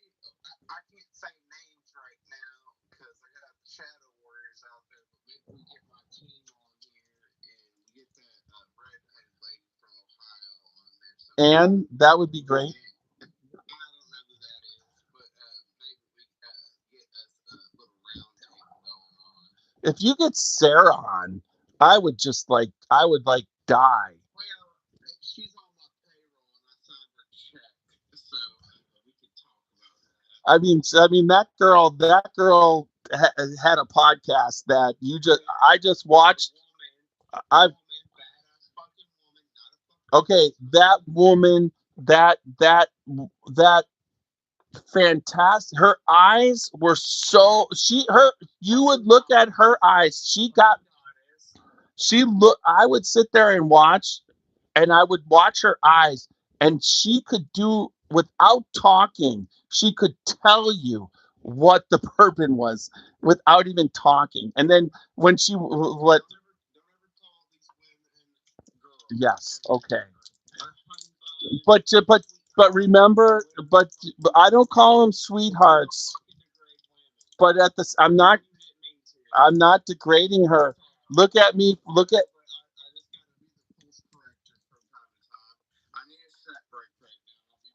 All right, but last but not, but just let me defend myself here. She's the same. You are the same age as my son, and she's the same age. So from a standpoint, I look at you guys the same age as my kids. I'm not saying you're my kids, but I'm not being disrespectful. I'm just old. You should. You should. She is a woman.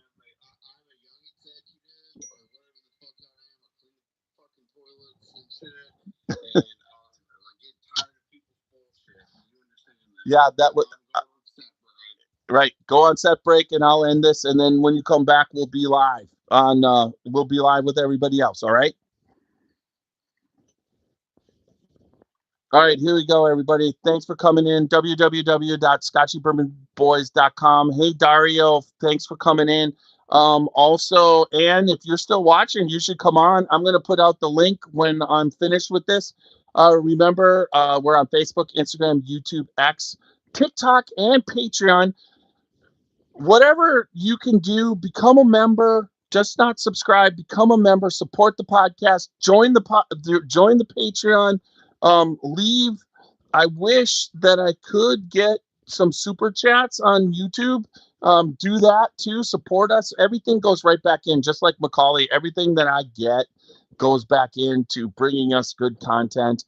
And then also we're on Apple iHeart and Spotify on audio right there. But if you are listening or watching on anything, we're probably there. But make sure that you leave us good feedback, comment, and make sure 5-star review on Apple and iHeart. We greatly appreciate it. But remember, hey, Super Nash is there. Remember, good bourbon equals good times with good friends. Drink responsibly, don't drink and drive, and make sure that you live your life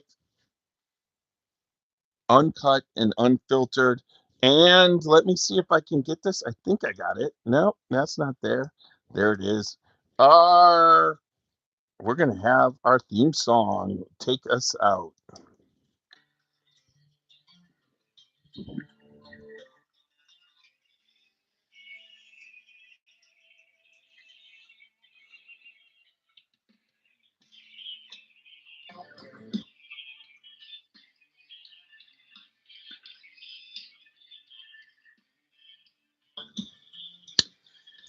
Drop some rising boots on the floor, do it all day till you can't no more.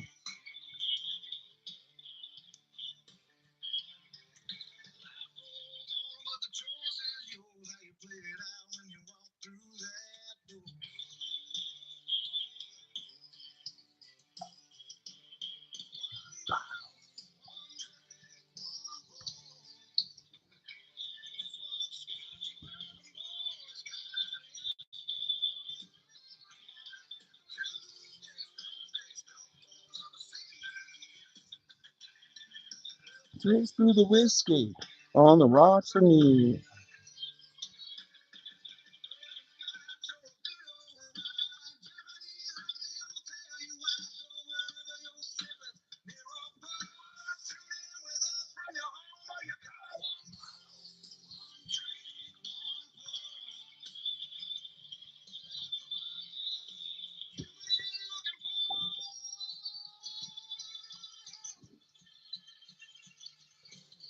Wow. Um,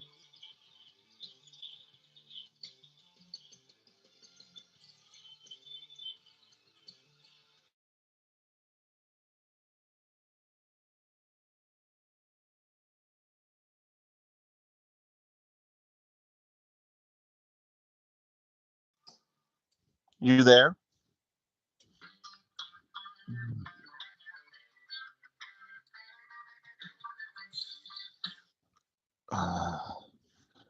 Macaulay just called me on my phone. That should be doing. I'll just make sure he didn't end. I'll text him. Macaulay Minton. There he is.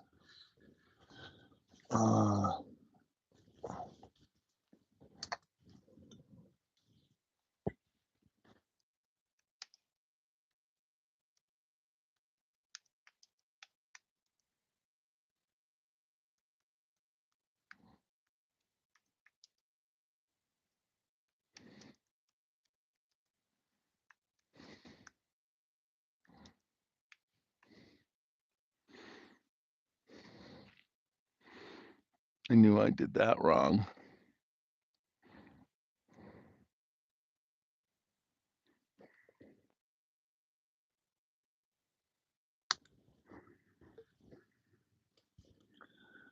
All right, good. It still didn't go. All right, he was calling me, but at the same time, all right, I'm going to send out on YouTube. Let's do this. Yes, I do, but I still need to try it. All right, here we go. Boom.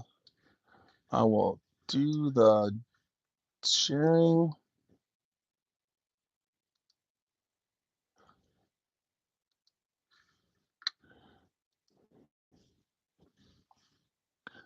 All right, I still need that. Oh, almost knocked that the fuck off. Oh no, don't fall off. Get back up there. All right, Control V.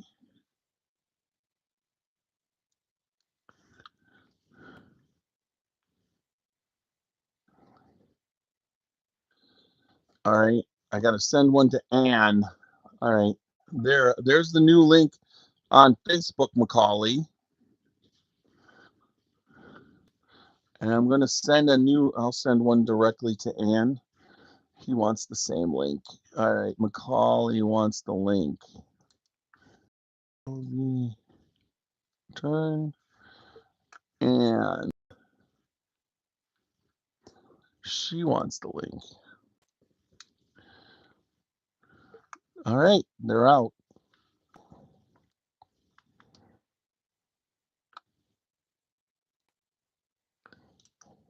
This is still the link. I'll look and see if John is joining.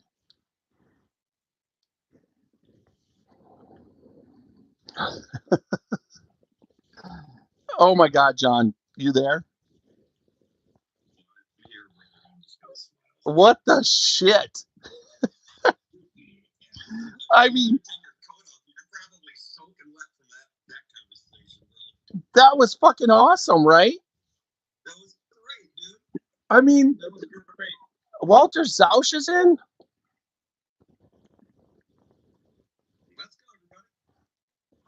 No, he wasn't. That was a that's not that. Okay, so yeah, people. I don't know how many people are still here. Steve, you need to come on. He's talking with Martin. Yeah, I did.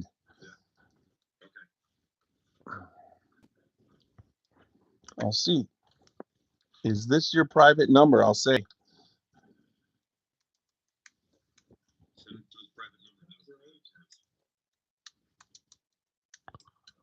I don't have his private.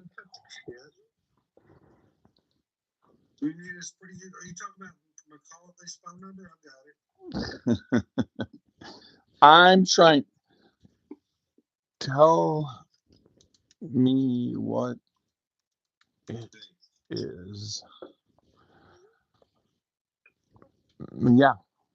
Anyways, of course you didn't see that living. That thing was that went for a tour. That was nuts. What are you talking about? Didn't see what? Exactly. It's like that is a podcast. Well, you said okay, so then you know. Okay.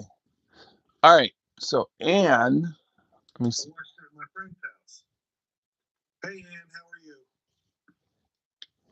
Macaulay asked you to send he and Ann an invite. I'm trying to send them both invites. Is this your? They should be able to get on with this one, but they may or may not have saved it. I took a photocopy of it. All right. Tell. Hey, Randy. Hey, guys. Yeah, mine's not looking weekly anymore either. Good. Is everyone else? No, you muted yourself. Just me. Say it again, Matt. Yeah, I know. Oh my God. Hey, we got knobs on. All right. Were you watching at all? Where's Knobs? You saw him? Yeah, there's Knobs. Hey, Knobs. Oh, Macaulay's coming on. Hey, Macaulay. I needed help, though. To get on. Hey, Macaulay, was that your private number? Wait, hold on. Hold on, everybody. Hold on.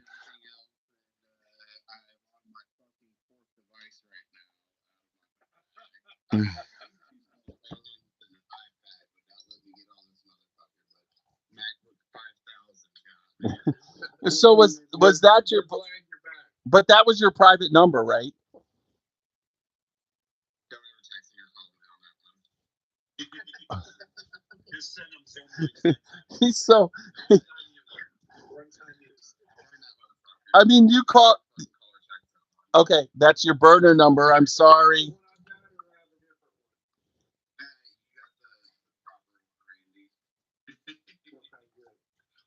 Did you get my text about tomorrow night? I'll be coming. No, I didn't. I'll be coming there tomorrow. TBD. That's a messenger number. We're having a bottle share, and I can't do that. Okay. I got it. I am swamped. Our governor's coming to the school tomorrow night. Tomorrow. Oh, well, perfect. Let me come talk to him. We've got a long conversation. So maybe actually, he's the Tennessee governor, not the Kentucky governor. Yeah, that's fine. I know who the fuck it is. Okay. But did you tell me you had a bottle for me? Did I hear that correctly? Something like that. I can probably meet you about 12 or 1, between 12 and 1. Oh. If that works for you. What time works? Talk about my transgressions. I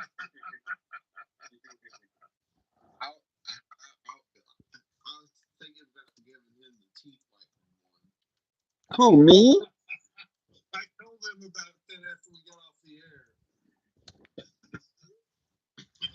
Who are we talking about? Yeah, he's an interesting. What I told you about teeth whitening. Oh, okay. This is not defined by a professional. Yeah. So Anne is 5 minutes from home from the Minnick thing, so she'll be there. She'll be on in a couple minutes. Good. Oh. I tried to catch her before I left, and I failed miserably. She had a million people like running up on her. I'm like, hey, I was just trying to get a picture before I go. I'm gonna shoot a real quick real quick and then get out. And, yeah, she got held up by a bunch of people that were commenting on my hats. So Macaulay, I want to introduce you to my. Go ahead. I want to introduce you to my son. He is. That's Seth right there. He has my. I gave him. No, no, it's Seth. Talk, Seth. You got to talk so that you become. Hello? I'm right here. So. If you want to fucking get some money, talk about that hourly, don't fuck me. I'm a good guy on tonight. I'm doing this heavy productions on tour. You know what I'm saying? There's some grants and that shit. If you're looking for some more fucking work. I know Jeff's got you doing some shit, but you look like diversify your portfolio. That's awesome. So all I want to tell you is, Macaulay, I transferred, I basically transferred my genetics to him, and what he has on top of his head used to be on top of my head, like Yeah, so 25 years ago. I also question if I had to come to Ohio, get your dad on the bottom from time to time, and get what that means. You know, get off the grill with the bit and like get back to reality. But your dad's one of my favorite shelters. And he's You know what? You know the nice thing. The nice thing is Rochelle also transferred her DNA to him. Yeah. yeah. Roxy did a good job. Got a little bit more. I'm sorry, Roxy. I thought her full name was Rochelle. Her name is Rachel, yes. But she goes by Roxy. Everybody calls her Roxy in the industry, and it really fits her personality. More Roxy than Tiny. You know what I mean? Yeah. You don't really think Tiny. Hey, you guys hear the origin of that name, by the way? Is it where that came from? Roxy Tiny. That sounds like the fucking one trip in LA that I regret. I don't even know if you. How do you know that story? What? I don't. I was making some old junk joke. Uh, Now you guys told everyone what your nickname comes from. Yeah, I know that. You know that was real. I don't. just This is where you have to go. hey, Macaulay, things are gonna change. I'm just gonna become no longer. I'm even gonna be littler than Tiny as this goes on. I just hope to be average, but you do you. We're not talking about girth and net worth right now, boys. Unfortunately. Dad, I do have a question for you. Okay. Mainly just yes or no answers on what I need to not kill for the podcast in the future.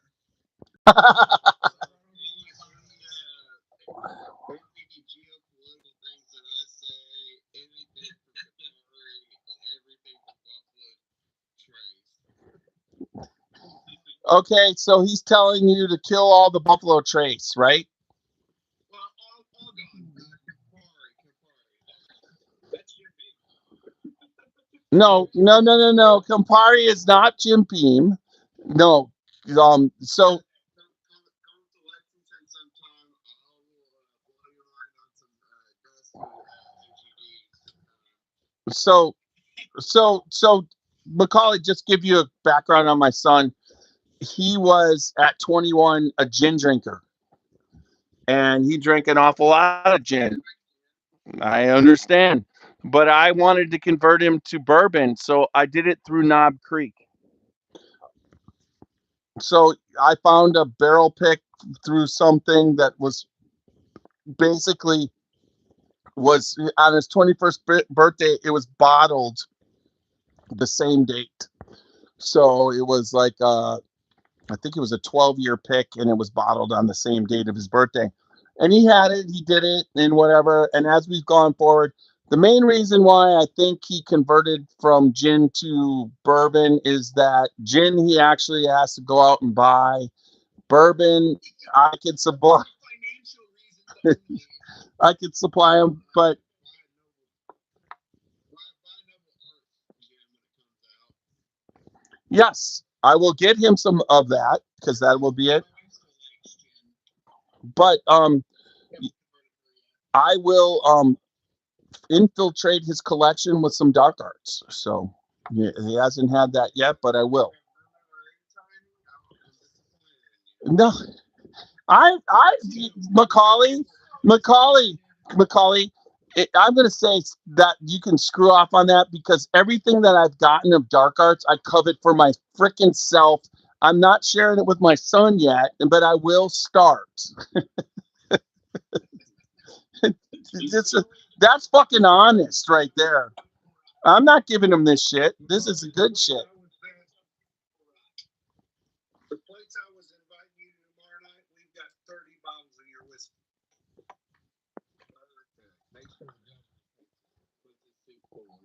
I wish I could get him to go there, but I don't know if I can or not. I don't think Macaulay. Anyway, I don't think Macaulay has to go there because he knows what his whiskey tastes like. but he needs to share with us which one's the best. Although I think he's going to do that anyway. They're all they're all the freaking best because he only puts out what he They likes. are all very, very, very good. That's a fact. By the way, I wanted to share with you, Tiny. I was told yesterday that I cannot go to the IDEA meeting in Montreal. So that means I'm free to come to New Orleans Bourbon Festival. So I think I'm probably going to try to get on buy a ticket. Okay. My wife's going to a third day concert that weekend, so I told her I was going to New Orleans for a bourbon festival. She went to The third day the concert. the hotels are going to open up soon. That's what he said. It should be on the website. Me and old Bill Lee need to have chit chat because our states know one another, and we have conflict of vision. You know what I'm saying? Yeah, I do know what you're saying. Right. I do know what you're saying. So so Macaulay, I'm drinking courtesy of Matt a sample of the Ohio Ripple Rye. Right. That's Dude, what. it's bomb, Oh bro. my. It's so good. So why did you do this? I mean, honestly. I don't know because we ran out of supply. We ran out of supply, and then I had to whip up a little custom small batch for my buddy, and or what's a feminine term for buddy? My homegirl. How about that one? Yes, I get. She's going to be on in soon, and then her name will be up there. Okay, go ahead, Matt. I'm sorry I interrupted. So the we found a store that had two left, but I was on my way to Solid to go to the Red Minute book thing. So my buddy was over here and he picked up the last two bottles at the only store that had it anywhere around me within like 40 miles. So I'm excited to have one because mine's almost gone. I'll give you $100 over what you paid for the second bottle. I believe that you can go on to ohlq.com and search Dark Artist Whiskey and might be able to find those if I'm still correct. Yeah, he does that. Taste how much this bottle though, and all my buddies have been going around to all the stores around me and buying them all, but they Yep. couldn't find another one, and now mine's all gone and they all got more. All I can So I tell think you is I think I'm Macaulay, gonna have a problem now. Macaulay. Hey, when that one's gone, it's gone. You know what? But you're gonna have to do this to rye. I don't give a fuck what kind of rye. You got to keep doing this to rye because honestly, I will It tell you needs to be Monongahela. this is by far the best version of rye I've ever tasted in my life, and by 1,000,000% better. There's sometimes Amberana's too much with bourbon because bourbon's a little sweeter, but with the rye and you put that Amberana finish on, oh my God, it's not overpowering. It's perfect. Even CT might like this, and he hates Amberana, but that's amazing. I just sent it to Chris. I had a quick question. Macaulay, have you ever tried doing the Tokai and Amberana in the same rye blend? So I think maybe this should have been. No? That doesn't seem like vibe. No. Or Mizunara with Amberana would have been my other thought. What? No? No, no, Macaulay, Or it should have been.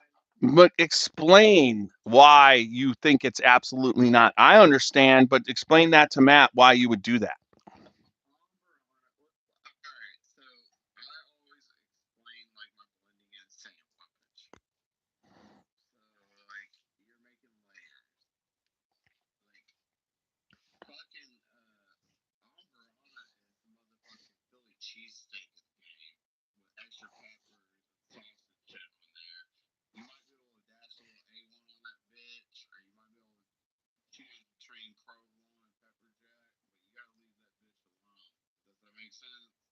Yeah.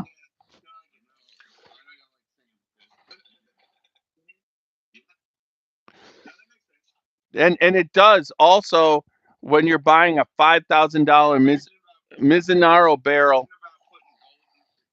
Would you put raisins on your Philly cheesesteak? No. Golden raisins specifically? But also Matt, if you're buying a $5,000 Mizunara barrel, right, to finish whiskey in, you don't want Amberana. How much is an Amberana barrel, Macaulay? Not cheap. But they're not $5,000, right? But you don't want to overpower. Powers the other wood. Yeah, because that wood, you're doing it specifically for that wood so everybody can taste it. So if you put Amberana in, I understand why you put Amberana in rye because damn, I you could put Amberana in any rye and I think I would like it because it makes a really this rye has a little bit of a minty aspect and then you put the Amberana and it just works. I mean you could that that's just but nobody I've never I don't know anybody else who did that or has done it this way. My favorite bottle of this year so far. Because I've already almost went through it and I haven't even done a video for it yet. And I'm like, damn, I think I'm gonna have to get another one. You did, didn't you get one of the two? I found the last couple, so we're good. Well, I'll save the sample and we'll just do it with CT when he gets his and we'll just basically have a Macaulay fest. We should. And John got batch two for me. So we'll be able to compare batch two to the Ohio batch and then maybe Chris will like one of with my oak. I think that'd be kind of cool. Yep. And Macaulay said when he was at Applebee's that the OHLQ was going to be better. Mm-hmm. in his opinion, I'm really looking forward to trying them together. I was talking to Ed about that today. I'm like, I got the other one coming, so I'll have batch two and we can do it versus the Ohio one. Like, let me know what you come up with it with that. I'm like, all right. So we're gonna have to do that. John, I'm gonna have to send you a sample back of this. And then that's fine. If not, then if you get another one, what are you drinking there? What are you drinking there, Mr. Mueller? I'm actually waiting to ask you because I need to know what bottles I can kill and what I need to save if I forget. Killer save. Save, because we'll do a podcast with it. Okay, killer save. Kill. And that's that. Walker, you're cool with that? That's small, man. Walker? No, it's not. Walker, what is that, Elijah Craig? Sea barrel. Is Walker's head frozen in the. Did we lose Walker? Oh, that's small bad stuff. No, it is.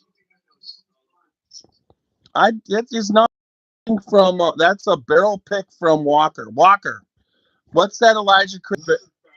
It's OHLQ. Collection 3. It's an OHLQ barrel pick. Who's laughing? Yeah, you could kill the Elijah Craig. No, don't kill that. That's why I still have yeah. I'm glad that someone else did. Macaulay, what's your call on that one? Should he kill it or should we do? Should I put him on a pot? What should he kill? He's asking what he should drink based off what we all shipped him. Should he finish that bottle off or should we wait to do a podcast on it? Okay, there you go. You look at you just got. Here comes Ian. I'm gonna. Han, We're gonna do a podcast on this, or this was just for like Christmas. that's just Knob Creek 9. We've already done podcasts on that. Yeah, just kill that. That's 12? No, we should do a podcast on that. Okay, we'll do a podcast on 12. So did I give I haven't opened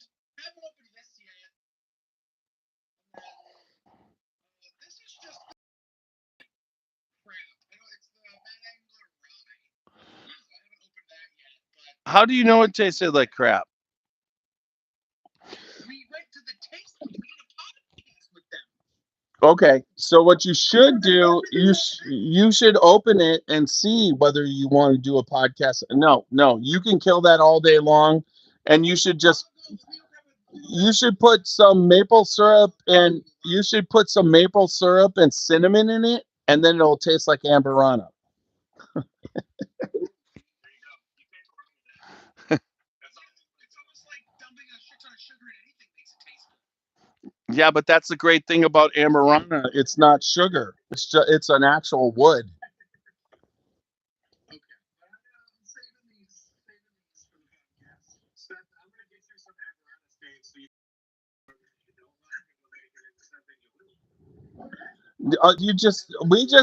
We just need the Amarana chunks that'll fit in the bottle. Yeah. Well, we're also working on doing some stuff with those guys from Delaware. But also the issue Okay. that some bourbons just give me hangovers, some don't. So finding that out too. So Macaulay, that happened. Drink more sweet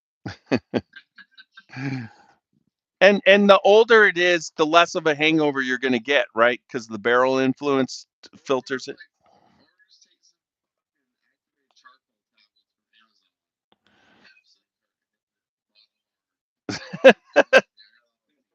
Does that work?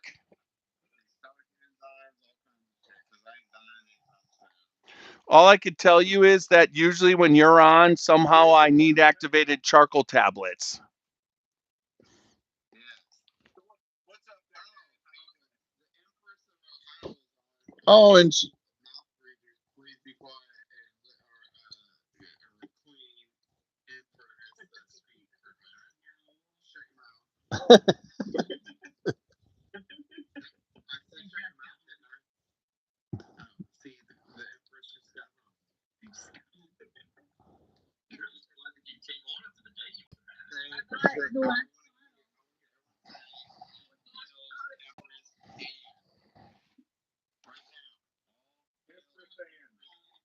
yes, all hail Anne, the person who knows the most of Ohio about Ohio. So Anne, so are we getting close to figuring out what we're going to do with that maker's barrel? Okay. I wasn't gonna ask her there. She was in her Fred. She was in the Fred Minnick moment, and I'm just like, I'm not gonna say that. But we got it. The reason it says all fucked up is she doesn't say Arenatu like we say Arenatu, and got it all twisted. Domo arigato. Tonight was awesome. Yes, it was. Like it was so amazing. The It was the like pe- a dream night. It was so fun. Does Fred know that how much he attracted people? I mean, he must have sold so many books, way more than he thought he was gonna. I mean, it's like everybody from even people were coming up to me from Canton that came up. Everybody came up. It was like the perfect storm for everybody just to show up. It was, and we've never done one of these in February. So we kind of thought it wasn't going to be nearly as big as the summer ones, and it was bigger. Yep. Yeah. But I think it was When they got down to Purdue in the summer, they're out skiing and stuff. no. Water skiing. Yeah. I want to say at the end of this particular book. Did you slip him the code message that I just slipped him? Yeah, I I did too. What's the response? It was like in the middle of the book line, and he's like, "Oh, did he send me something?" I'm like, "No, no, he will." Perfect. It was crazy. So we had over 800 people there, Wow. and it didn't feel like it at all. I mean, it's a grocery store. Yeah. I mean, Yeah. it was so chill. It was so great. It was. The stairs to the upstairs. It was crazy. I'm like 20 minutes to get to here. We're waiting down here. The bar didn't help tonight. It was awesome. So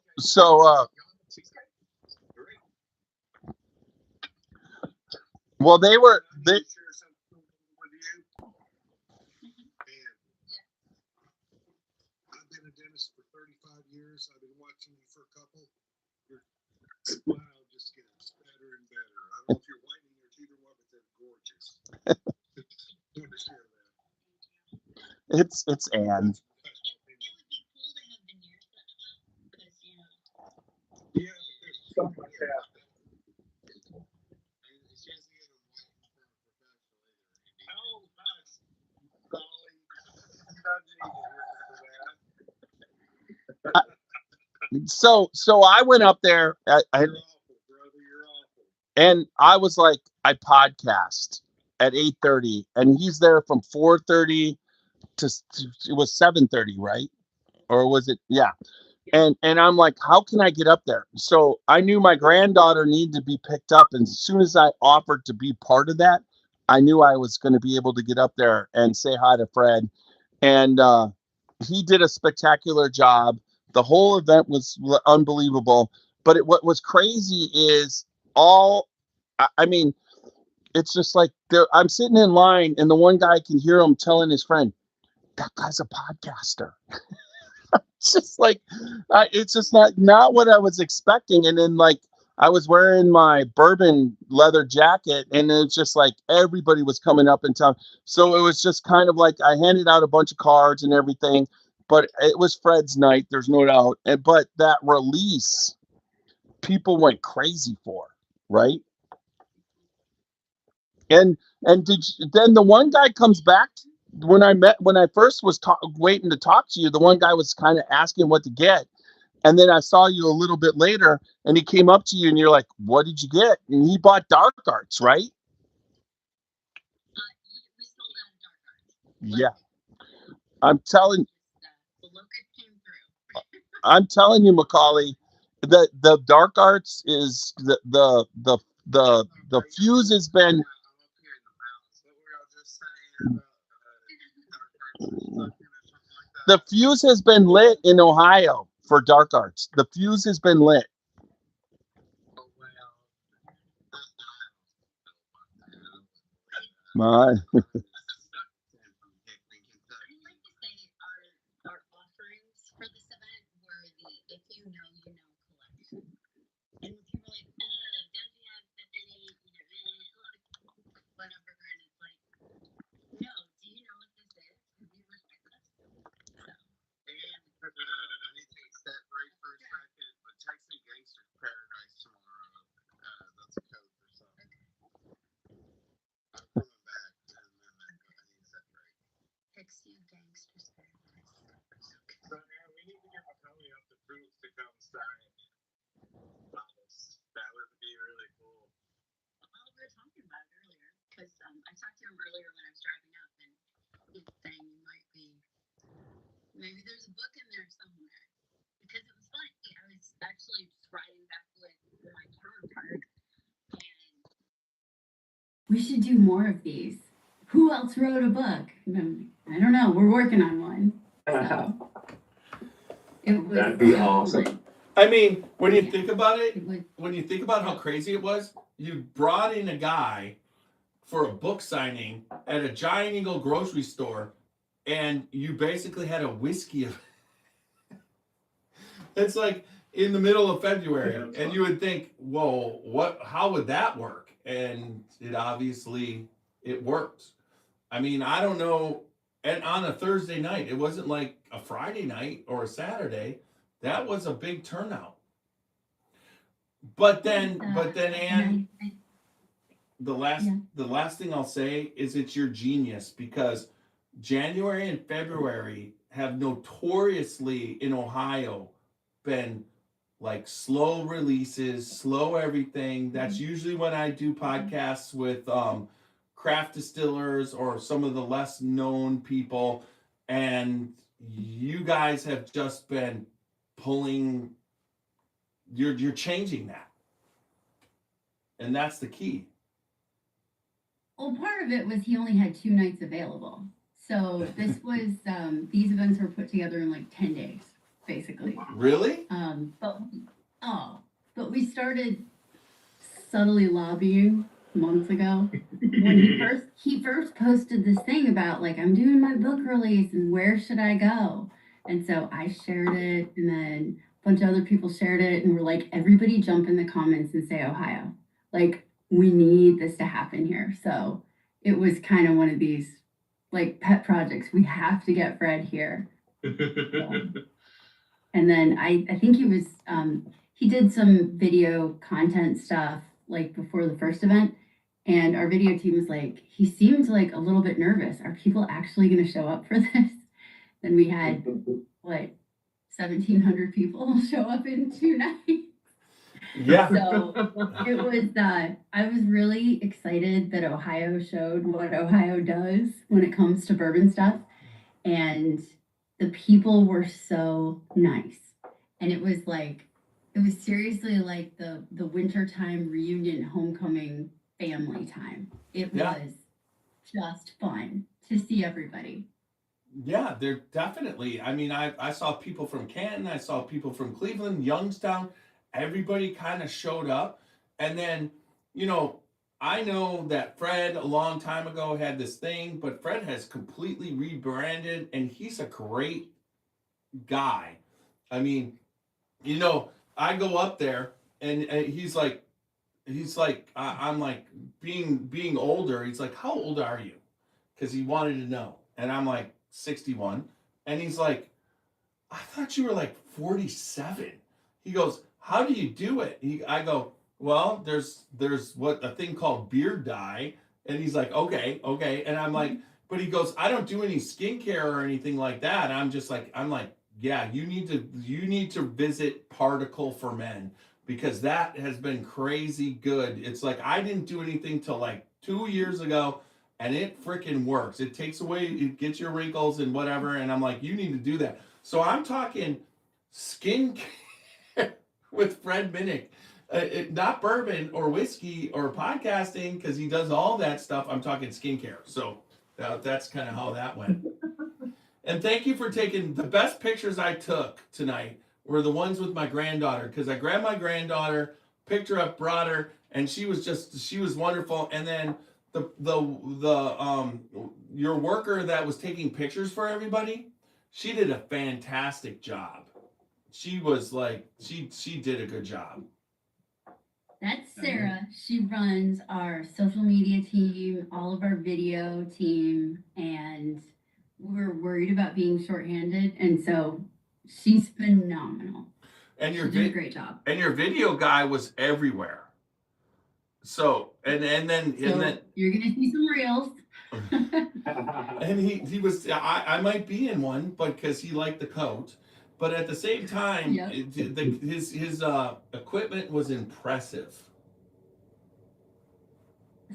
I would say so. Last night was it was crazy. It was really good, but it was crazy. And so today, earlier, we met and we're like, okay, all the key learnings from last night. It felt like we were rusty, like we hadn't ridden a bike in a while. And then tonight, like, okay, we're gonna make this the most awesome experience. And you're here and all this kind of stuff. And it just worked. Sometimes it just worked. And tonight was like so easy and so fun. And the people that came out were great. And then Giant Eagle rose to the occasion. There's no doubt. I mean, you're in line. Gosh, yeah. You're in line to get a book signed by Fred Minnick, and they're like serving out massive amounts of cheesecake. Yes. I'm like, so what is going on? I'm like, can I have another piece? They're like, yeah, go ahead. I'm like, I mean, it wasn't just like a few pieces, a little square. It was a full rectangle with whipped cream and caramel sauce or chocolate sauce. And then they didn't just have like a couple. They had cart after cart. They just really did a good job. And the state of Ohio knows. I mean, honestly, you guys know what you're doing. That's for sure. Wait. See, I learned. Ann knows what she's doing. I learned to wait until. No, actually, you need a team to do the event last night. No, the event last night. I was very involved in the planning. I had an all-day training I had to be in. I didn't even arrive until like an hour after it started last night. Like they did it on their own. Good. So we have a team that has figured this out. Well, not only It is. but that's the thing. How long have you been with OHLQ now? And 4 years. Yeah, that's And what, I hate to interrupt. go ahead, but, Macaulay. I might need you in several years on a special project in Ohio. Wait, what? You mean Yeah. this one or a different one? This is my second bottle. Yep, I have my A second one coming. non-dark wine is all I can say right now. Non-dark. It's a noble endeavor. Yeah. It's a noble endeavor. Well, that's another brand that I have, but I also do other things too, as Ann knows. Can't say much right now, but there is a pathway to something. Did we get the honey? Anne's brain doesn't work right. Hey, Macaulay. It's called it tomorrow. Oh, that sounds like tequila. There might be secret stash things. Hey, Macaulay. So you doing barrel picks again this year in Ohio? Tell us about that. Well, I just broke the news to Ann that demand exceeds supply right now, and I would like OHLQ to get the lion's share before it dissipates, because like I got things going on and I can't get to France fast enough, and all these things are going on. So I'm hoping so. So, Ann, I raised my hand because that was volunteering. Yeah, I am. As tribute. Yeah, I think what we all picked was pretty damn good. I would say so. Yeah. I would say it was amazing. Yeah. So are you going to be able to get us to go down, or would you do it? I think we should go down and do the pick. I think we should. What do you think, Macaulay? Go down and do. We come visit you instead of you come visit us. Need to go see the place. I've been on that. Can I get added to this list to come down in? Is that like there's Matt. Matt's like throwing, he's cleaving on the rocks. I will tell you, Macaulay, if we come down, I've been on a bus. It's pretty fun. I'll bring all the dark arts on the bus. I was talking to my buddy from Larkin, and he was telling me about this tiny ass like Toyota Corolla that you pulled up in. You know the story, Tiny? You remember it, or tell better than me? Who from Larkin? I wasn't in on that pick. Yeah. You didn't go down to Larkin? No. I've been to Larkin many times. That's my brother in arms, right? Well, I love Greg. The man, they do some great things. They do great things for American service. I just like I got to taste that. One of the most unique bourbons I've ever tasted was from Larkin. He freaking did a barrel with rose petals. It was rose bourbon, and we got to taste that beforehand. It was crazy good. And then he released it for the Kentucky Derby, and it was spectacular. I mean, who ages bourbon in a barrel that had rose petals? It's just like crazy. Anyways, I have a birthday/Christmas gift for our other friend of the high wheat rye that he let me sample after y'all had been to Larkin, Tiny. So our friend in insurance is going to get a present for me at some point when I know he's out. Who's raising his hand? That's me. I'm waiting because I did open the Matt Angler. The back row. Yeah. Oh, so what do we think? Who wants it? It's I like got some Amburana chips for you if you want to add something into there to make it a It's little bit a- more. yeah. drinkable. It's a 100 proof rye, and it just doesn't. so. And it has a really long lasting body, which in this case is terrible. Yeah, I'm a rye guy. I'll take it. That's like that is the best OHLQ tasting note ever. I mean, not for a barrel, You gotta but get him like, on a pick. it has a long-lasting body, which in this case is terrible. I've always said you can if you're on a tasting scale, right, and you're doing it and you taste the body and it is just like everywhere and it's like there's an oily mouthfeel and everything, but if it tastes like shit, it still can rate high because that's the taste that's wrecking it. It doesn't mean that your whole mouth isn't filled with the full flavor of all this. It fully coats it. It's great, and then it's like, well, why are you still here? Why are you? Oh, How did you get in this bottle? Good body, great finish. Taste -1. Jeff, you're talking me into the bottle. I know. I was gonna say. Mail it to Randy. He'll love I it. keep getting sent bottles. I've never sent one out. So this may be the first. It's like I will send you my address. I'll be glad to take it. so Macaulay, the distillery he lives in Thompsonville, Michigan, and the distillery up there is Ironfish. And I've subscribed to their distillers club and everything, and they make some decent bourbon and whatnot, but their rye is the Mizunara barrel is delicious. the Mizunara, yeah. I mean, it is Traverse City and great. their barrel proof rye. They're so much better. Hey, so Macaulay, tell about like what does it take to get a Mizunara barrel? Like, what's that process? Well, Are there a bunch of them out there? Well, you gotta go and get a Yakuza back piece like I do. I have a whole Yakuza Japanese peacock tattoo, and I also have my Damascus steel samurai sword right here, and that's all I can say about that subject. I'm putting the glasses on. There you go.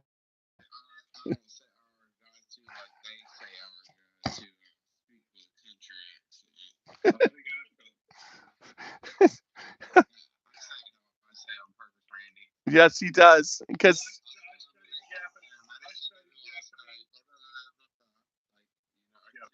You got it.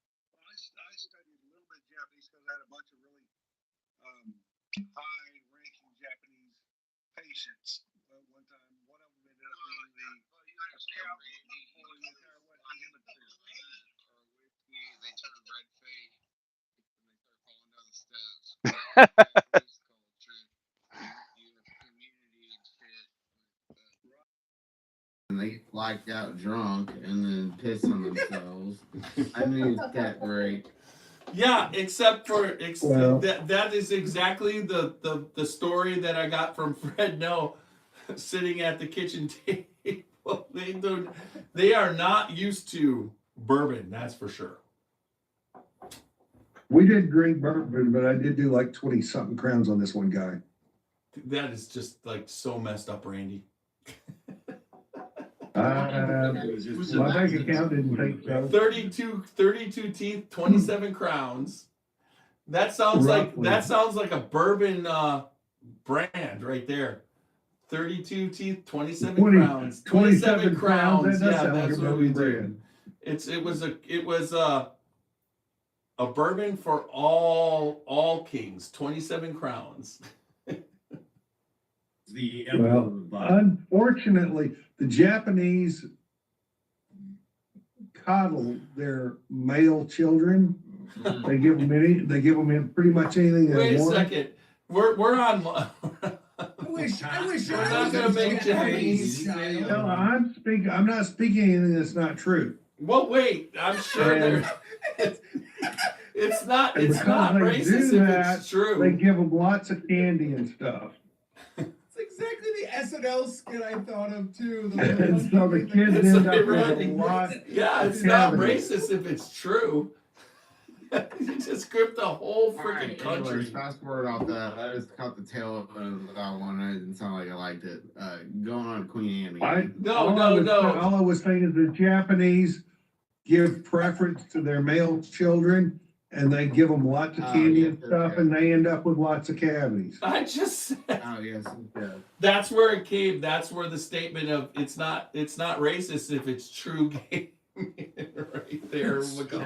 Tiny out like that one. So no, I was talking about him being racist towards Japanese because they all. That's not racist at all.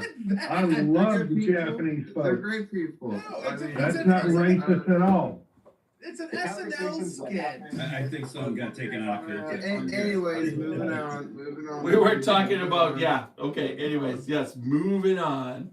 How's the weather in Ohio again? Is it cold and gray or what? Oh, Macaulay, were you here day before or yesterday? Yeah, I was. Was it not wonderful, the weather? I mean, it was like 78 where I was in Nashville. I fucking was sleeping in the cabin with no heat on, and woke up last night and dropped down to like 40 something. Yeah, that makes a difference.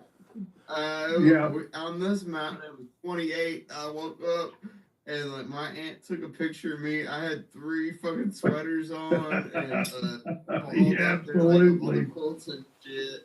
Yeah, it was like that's a good social media post right there, Macaulay. Put that on. Sweet baby angel and turned all the heaters on because, like, you know, I'm redneck. I like the cold. I ain't gonna sleep in no heater. You know, like. And then sent fiance a picture of me under like 20 blankets, wadded up and sleeping. So well, it's funny though. When I got up this morning, went to work, it's like 37. By the time I got to work, it's like 30. It just kept dropping. Then it finally turned around. And you guys are laughing because you're freezing your butts off up there in Ohio. No. The thing is we don't. The thing is, it was 12 this morning. And it felt warm, and it felt warm compared to 0 and -2. But then my son, who's on tonight, he decided that he was going to move to frickin' northern Michigan, and he gets the North Pole, basically. Yeah, basically. I mean, it's pretty warm up here. It's like 17 right now. That's like pretty hot. And we're 20. Yeah, and we're right now we're 22. No, seriously. 22 is like balmy, and it is amazing. It got up to 40. We're going on 5 weeks where it's not gotten above freezing. Yeah, 40. Dude, it's going to be 52 here around Chicago tomorrow, and all my kids in 5th grade are going to be wearing shorts tomorrow. Yeah, they won't even wear coats because it'll feel like 70. I mean, that's the way it is. After you've been, bro, check it out. I got my basketball shorts on. I'm like, put some pants on. It's still cold. Right now, in my office, right now, it is 60.8 degrees. That's comfortable. Yeah. That's comfortable. It's great. Hey, Seth, I haven't put my thermostat and my heater above 67 all winter, man, and it's been comfortable. So I've wanted to with my propane heat. But for some reason, my furnace, if you don't set it above 68, it won't light. It won't light because it's a electric ignition. Okay. So it's like it got cold down in Georgia. It got cold down in Georgia, and a friend of mine called me and sent me pictures of water coming out of all of the doors and exits of my barn because we have an apartment on top of the barn and pipes froze and broke. That's like that when they had that freeze in Texas. Freeze and break at what temperature? Do what? Your pipes. It was 17 and our pipes froze at about 17 degrees. For about 2 days at 17 degrees, they froze. They don't insulate them down here. We don't have them insulated either. But if that happened in Ohio, man, we would never have water. I mean, for God's sakes. North Carolina. Do we lose her? Okay, she just went off for a second. No, she's here. No, she's back. North Carolina, and they're on like a backup generator for like an inch and a half of snow. And I'm Alright, like, what are you Let the doing? Queen of Ohio talk. We don't hear Wait, like, okay. pipes and Okay, so let's go. And Columbus has been getting slammed more than the northern part too, because Columbus and Louisville and Kentucky, that's been even worse than us. It's just like you guys are like right on the Macaulay in Lexington. Were you there for the big snowstorm? Yeah, sort of like it snowed in Key West. So They couldn't get back because the flights weren't going. Let's just say I've got an insurance claim on a lot of broken issues that I've had going on right now because of Yeah, me too. Okay. Me too. So Columbus was not built for this. And I'm saying this as someone who grew up in Michigan. Columbus was not built for this. But I was down at a Billy Strings concert. Nice. Yeah. In Louisville in December or something. And I could not, they had so much snow on the ground still.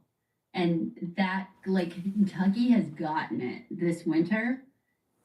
And they're not built for this. No. Nope. But they should produce some interesting flavors. Yes, it should, absolutely. Y'all know who Good Billy point. Strings is by chance?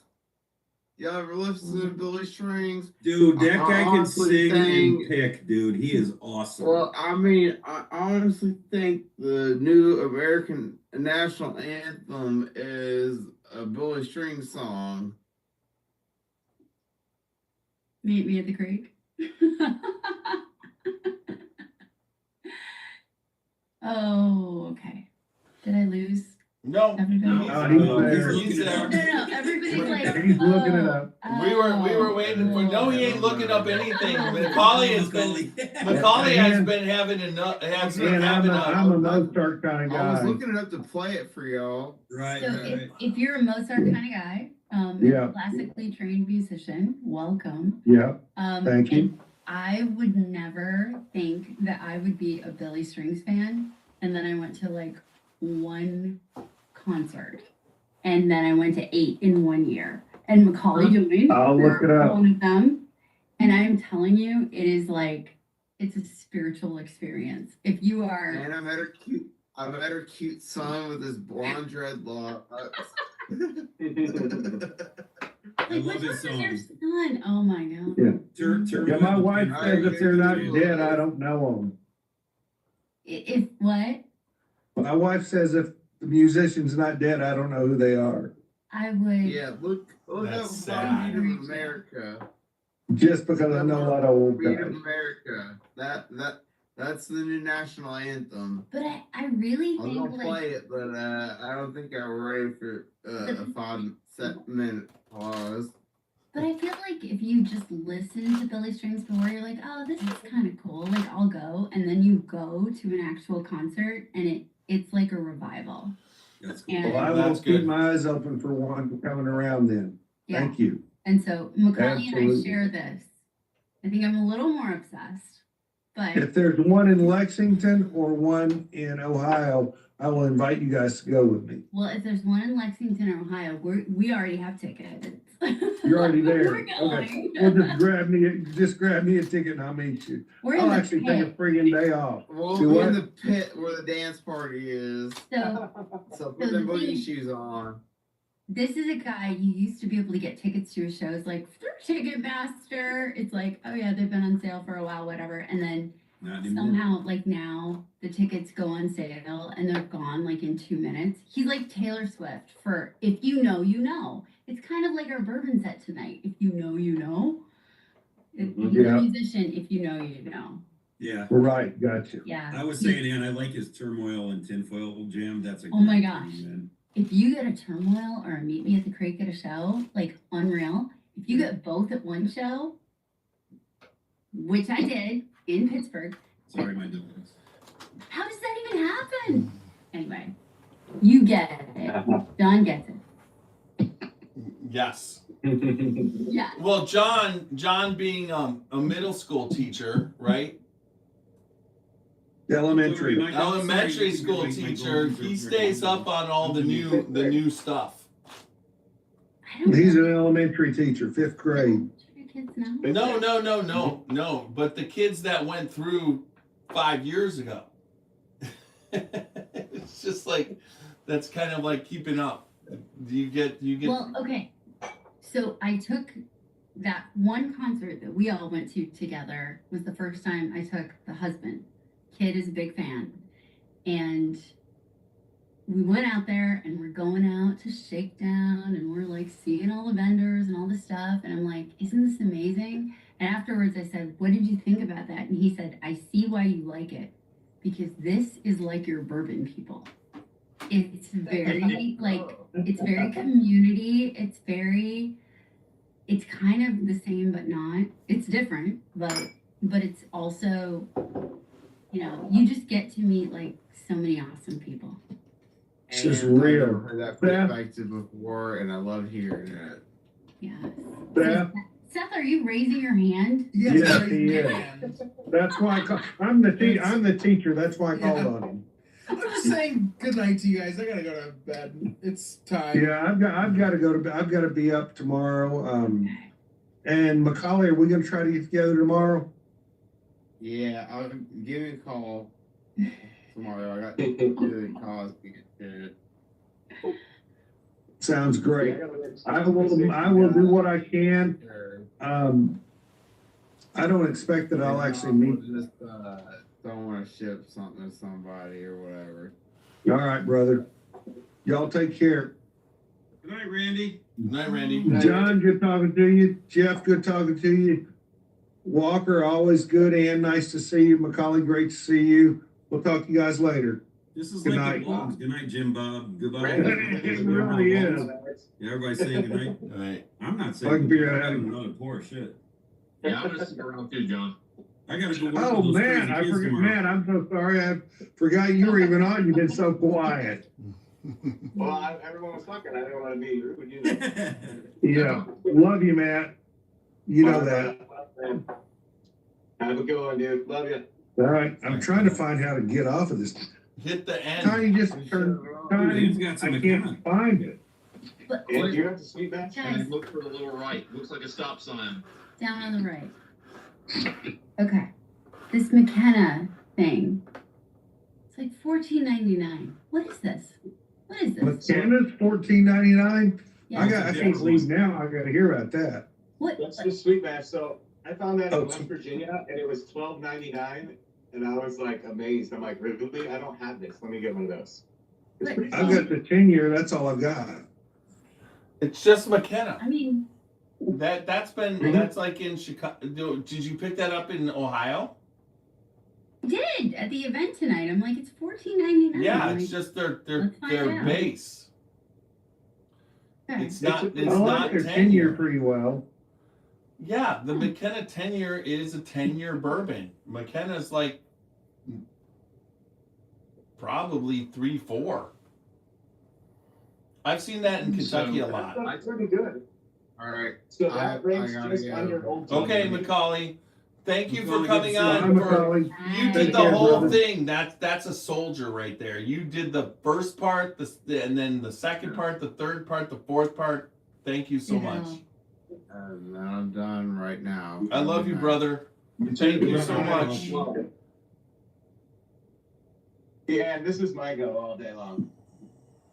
They found me a 375 of the old tub, which I've never seen this little one before, but they found it. Oh yeah, that is freaking awesome. They got those at my store, but that's the one bottle I don't want 375. I want the whole damn thing, because that's what, like, if I'm doing I love Old Tub, and you know that, Matt. And if I'm doing a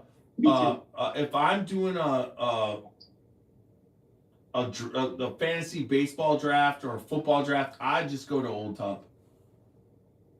Because I don't have to think about the taste. It's just freaking good. Yeah. I'm a big fan, I have to say. For under $20, can't go wrong. This is gonna sound funny. Like, if I had to choose something in that like $14 to $18 range, the JTS Brown is a really good deal. Usually probably around 18, probably. But obviously I can't get it where I am, so I picked it up the last time I was in Kentucky. I still have my original bottle of McKenna 10 that I bought on my first trip to Kentucky, so I need to use up some more of this. And then I've got my backup that I bought before I left there. So Walker, this thing's still amazing. So, Ann, 2 years. Oh, go ahead. what kind of distribution inventory does Macaulay ship to Ohio? I don't have it in front of me. Okay. I do know the Ripple Rye, we got 50 6-pack cases of this. 50? So it is one of those, if you see it, grab it, because no store got more than like 6 bottles. You know, he's a craft producer, so he doesn't have like a ton to ship in. So it's pretty limited. Okay. So the Mizunara for $65. I know. I tried this tonight. This was on Fred's list of like his pick. Yeah. So they got that Jeff. I'm sorry, they got that sitting here, Jeff. Is that the Mizunara? Just what's the age on that one? Yeah. Is it 8? Let's see. Mizunara 100 small batch. You usually puts it in the circle. Circle in the middle. Yeah. I don't see it. Okay, it's 100. It's 100 though. 100 proof. Yeah. Proof. Okay. Yeah. And Malloy's has got a few of those. Middle on the bottom. It should be like a little circle in the middle on the bottom. No, it doesn't. Like the Ripple Rye has like 9 years. Yeah. But this one doesn't have an age. Oh, okay. I just saw one of those at Malloy's, Jeff, by me. Yeah. I'm gonna have to go grab that sucker. Man. I think it was 79 maybe here. I can't remember. Mm-hmm. So, and did we get the Tokai ones? Because I know that all the Winking Lizards have them. And I go there just to drink that all the time. And it's fantastic. They have little Winking Lizard pick stickers on them too. They're little tiny little circles. The Takagi? I have a friend that I get all their old bar stools and everything. So every time we break anything, we get a new one from them. And that's where I get all our chairs from and everything that I have at the bar. And every time they get new dark arts products in, they shoot me a picture, and I'm like, all right, cool. Let me know what time you're working, and I'll be up. And then we try all the new dark arts. Now, just so you know, it's the Brunswick location, not the Bedford. That's all I got to say. This was the Lakewood one there at Willard's. Okay. That's right. I go to the Lakewood one for all the new picks that they get. And for the chairs? Shot the video on it. Like, I'm sorry? And for all the chairs? All the chairs from the Lakewood one too. Okay. Yeah. Every chair that I'm sitting in, all the ones all over, they're all from there. So it was funny because the liquor store said, because we went through all the dark arts tonight, and she said something about like, oh, well, if there's any left over, Lizardville will take it all. They're like, if anything dark arts comes in, we want it. So. Yep. Yeah. They do little taster trays. They have four glasses on them, and they bring them over, and they bring the bottles over, and they pour them, and they set them right in front of it, and they let me take pictures of it every time. I always post them on my story, so they probably go away after a day. So if you don't see it that day, they're probably gone. But every time they get the new bottles, I can go there and I take pictures of them. Because they get ones that the stores don't have, and I know what all the stores have. So I'm like, where did you get these from? Like, let me try these. And they always have the newest stuff, and I'm like, this is awesome. And now that I know Macaulay, I'm like, let's just text him and show him. I'm like, dude, I need this one and that one. So, Ann, once you figure out what you're doing once we figure out how to get the barrel the way that we're gonna do it, I'm going straight to dark arts. That's the next pick. I mean, there's no doubt he'll do it with, he'll give me a barrel, and then, but I want to work, based off what you're doing, I want to work with the state of Ohio. It would be awesome to partner with what we're doing and the state of Ohio to move it. I mean, once the whole thing, whatever doesn't sell, then you just let the state of Ohio sell the rest. We won't have a problem with that because I'll take over all the rest in Cleveland and we'll have it. It'll be fine. Yeah, I mean, I love what you're doing. I mean, There's a problem with, I think there's a if it doesn't sell question really, like it's fine. Just I just need it. And then I can work with it. well, you know, Then you probably won't sell out in 30 minutes. Matt has a talent. I mean, Matt can, Matt, Ann, I could probably do that. you probably could use Matt in the state of Ohio for selling stuff because he has a talent for, like, he's selling the crap out of Echo in Cleveland and he sells it all out, everything. And he keeps asking him for more. And it's just like, Echo's like too little for him. He needs, I mean, there's a way. Echo does a good job. What? They do a good job. No, they do a great job. It's just they don't have enough for him to sell. You know, he's like, send me more. He's like, I sold them all. Now I got to sell the rum. He's just... I feel like this is a topic for the not live. I don't really want to have this conversation. Like, you know, This is true. That's enough. Yeah. But I'm just telling Ann yeah. that he's got talent for selling whiskey. He does. He definitely does. There you go. There you go. One day when you're not like super swamped at somewhere, and I'll come talk to you. What day is that? Okay, so you won tonight. You won. I Which did. actually, those in-store raffles, those have way better odds than the Yeah. like online ones. When you Yeah. look at how many Know what I people gotta enter. say to that, Ann? I didn't win.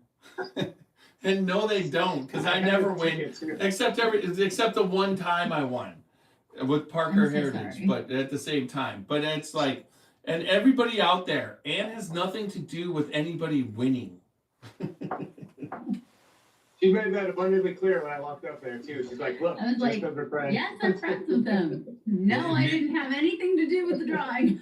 And Matt, you Well, were she looking wasn't for a even new on single top, though. barrel. You were just by the store part, so it's not like you were by the bin or anything. Like you were way over here. I mean, it doesn't even See, matter. the They cool thing put was- everything in a bin and pulled it out.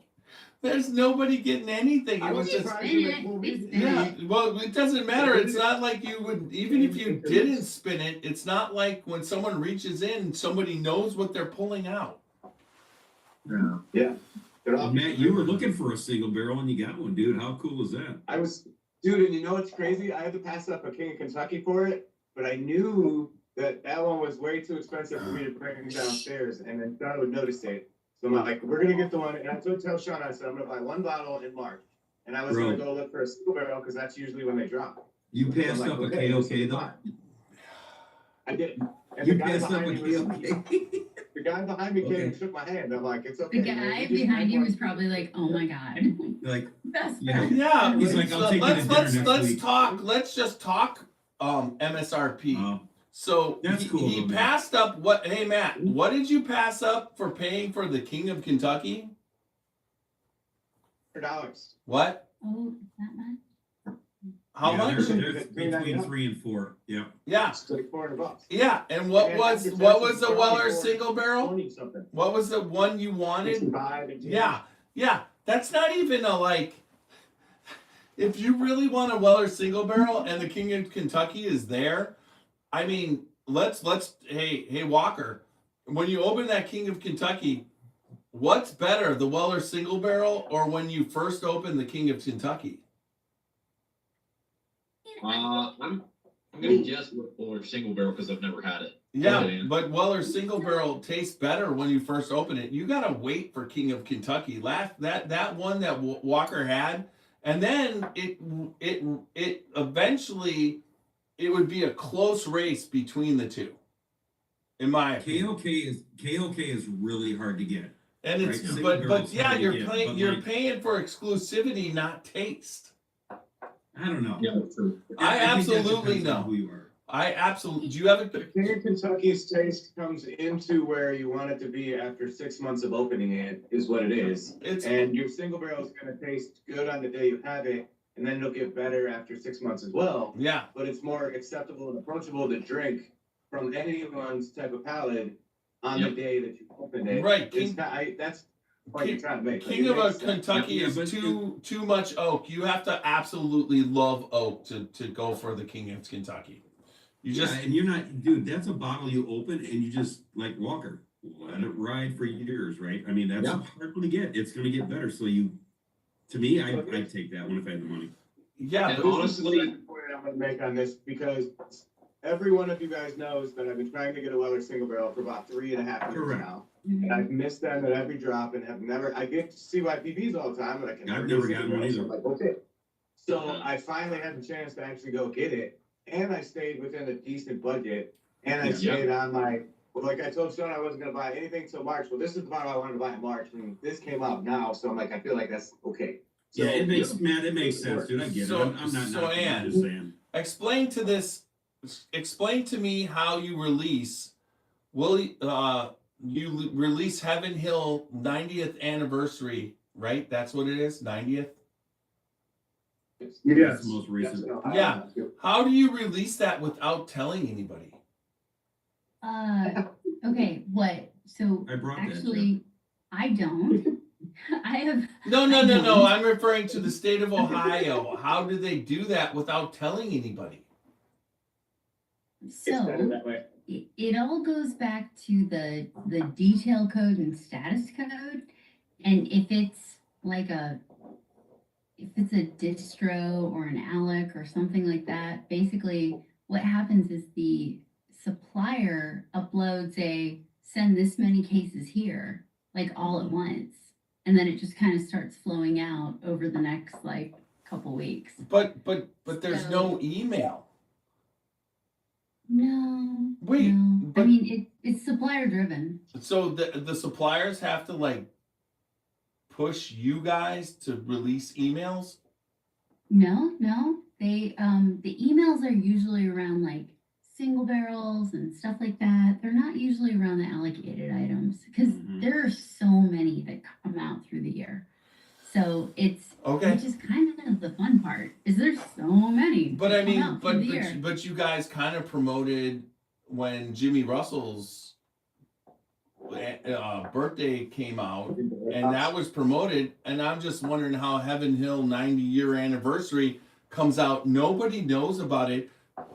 My Giant Eagle didn't sell out on Wednesday. It didn't sell out today till amazing. Until 11 a.m. because nobody knew it was released. Amazing. Yeah, that's how it is here in Illinois. All of a sudden, boom. I have one over here on people Tuesday. find out, then it goes bye-bye. Yeah. I went at lunchtime today to go get it, okay? And I was 5 minutes late, which is fine because it's a $125 bottle. And it's just is there any more? And she's like, no. And I'm like, okay, I saved $125. Thank you. And then I looked at the shelf, and there is some amazing bourbons on the shelf right now. Ohio is doing such a good job of putting stuff that used to be allocated and whatever, and people have no idea. But the quality of level of bourbon on the shelf that you can walk in is just way up, and I can't wait till what Buffalo Trace keeps doing, because at one point I think all of it's going to be on the shelf, because if you add this little bit of a slowdown and they're up of production, they're going to basically have to start putting stuff out on the shelf. I'm inspired, Jeff. Sorry, you got me, dude. Now I need to go to you for the sample. Tuesday because he found it. I was so excited. Hey, I brought this to your house, man, at the Christmas party. Did I taste it? Did you try it? I tried that in December too. You did? Did you bring it to my house, John? 12 should be. I brought it to your house, bro. Then I probably tried it. I think you poured that for me, didn't you? Your what? I did. But we were already. 12 should be dropping here in the next, probably say 6 weeks, right? The Eagle Rare, which? 12 instead of 10. 12 is a release that they released. 2 years older than the 10, and 95 proof. It's good. Pretty good. Yeah. I don't see those. So those are supplier driven.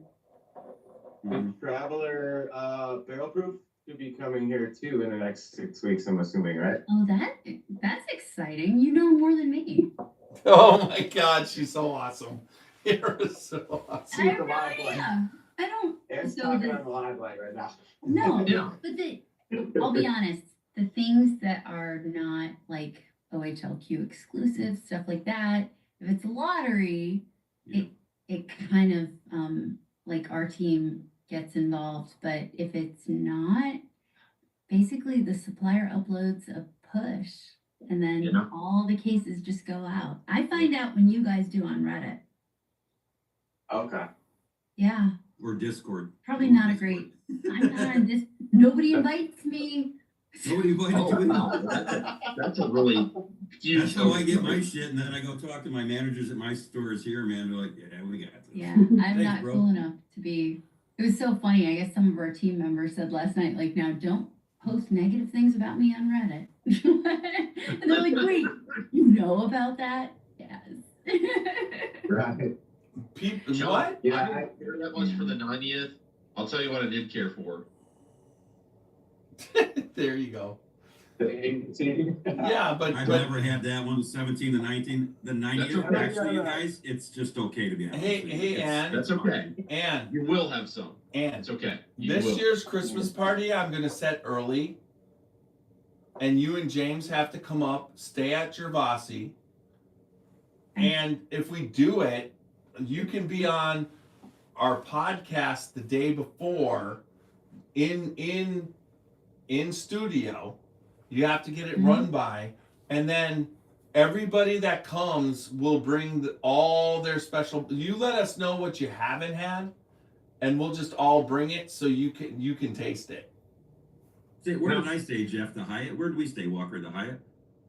We did say at the Yeah, Hyatt, but I think, she John, should it book wasn't Gervasi. similar, You but got we you were and out. James would love the vineyard and the distillery. Heard amazing things. Yes. So when it comes to special bottles, because, you know, what I do, we can't get in line, we can't enter the raffles, we Nope. can't, you know, we can't go wait in line, all that stuff.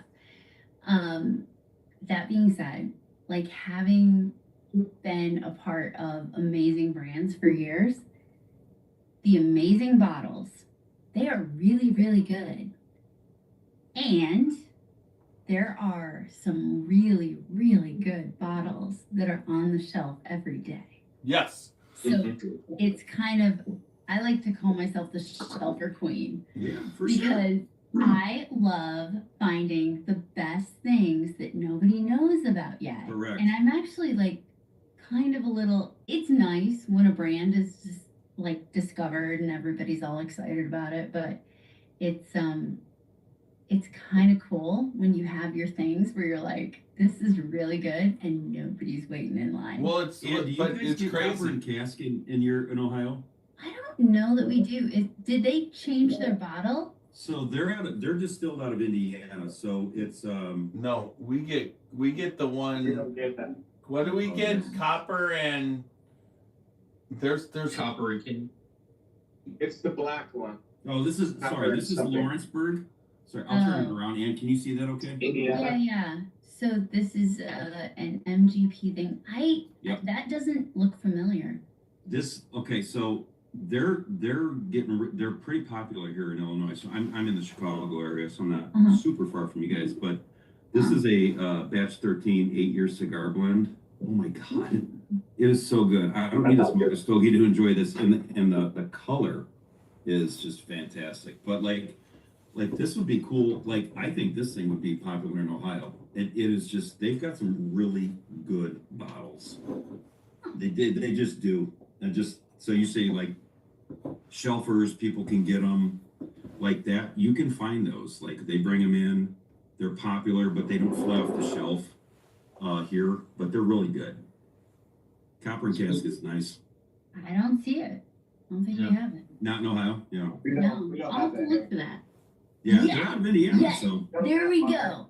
Thank you. OGD. One of the We first still have things to that I gave to Seth, what was an old granddad. He 114. still I has gave him it. several single barrels. Yeah, he does. That's awesome. And then I decided that would be something that he could find if he had to, that he might like. Wait, Matt, what did you hold up? And I like was showing somebody OG because they're like, oh, no allocated, and I'm like, yeah, That's there's some okay. allocated here, but there's also OGD 114. Right. Say That's something. fantastic. This is Evernorth. This is the Oh. Bourbon Junkies brand. So check this out. My buddy was down there, and he seen him down there, and he goes, "Can you sign this for my buddy?"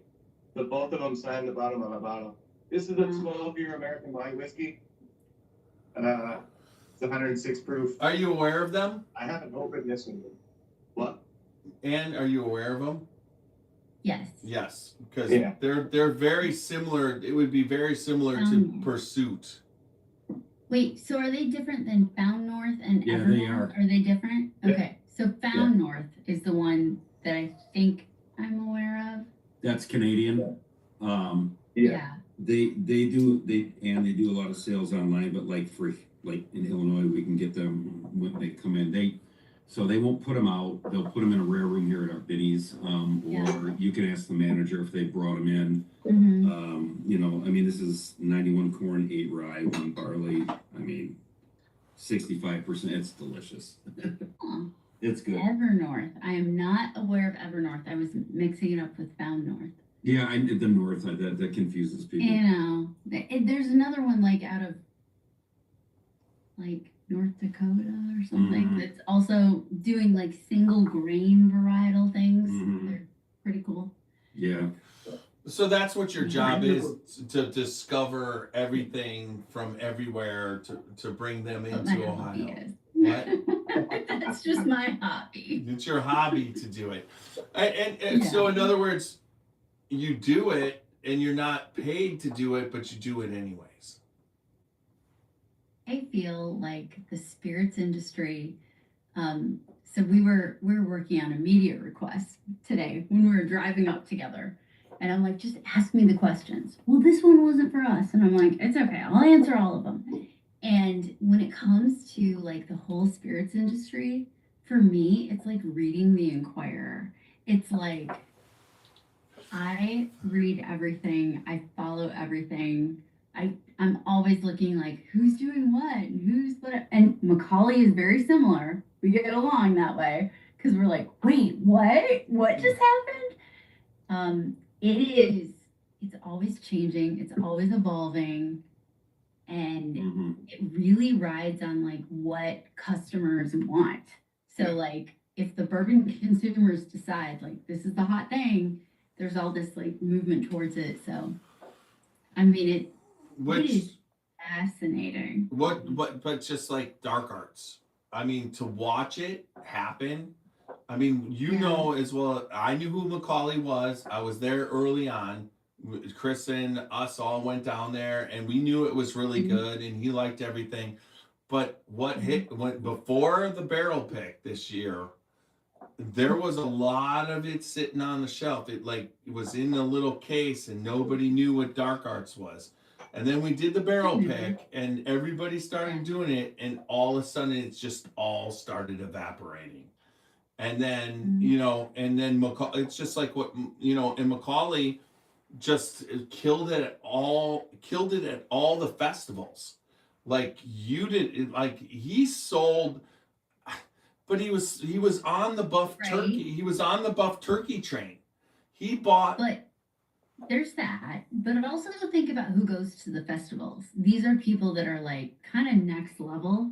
If you're going to a festival, you're in. Yep. Right. This is your hobby. This is your kind of. You're more aware. And it's your still, thing.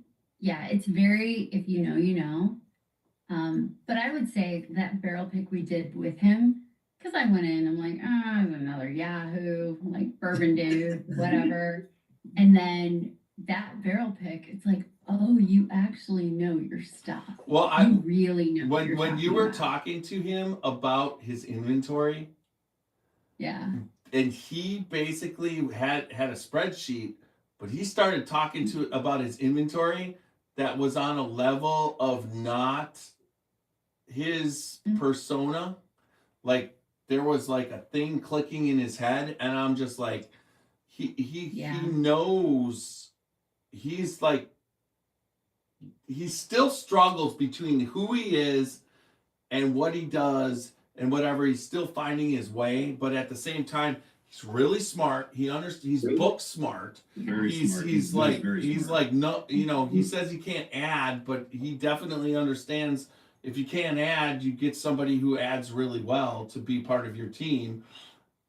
He convinced the engineer, me. So Yeah. I was like, I am the most skeptical person. I'm like, here you go. Here's another personality. That sort of Numerical. No. And no, I was so impressed after meeting him. Like, oh, you actually know what you're talking about. Yeah, he's got all the Yeah.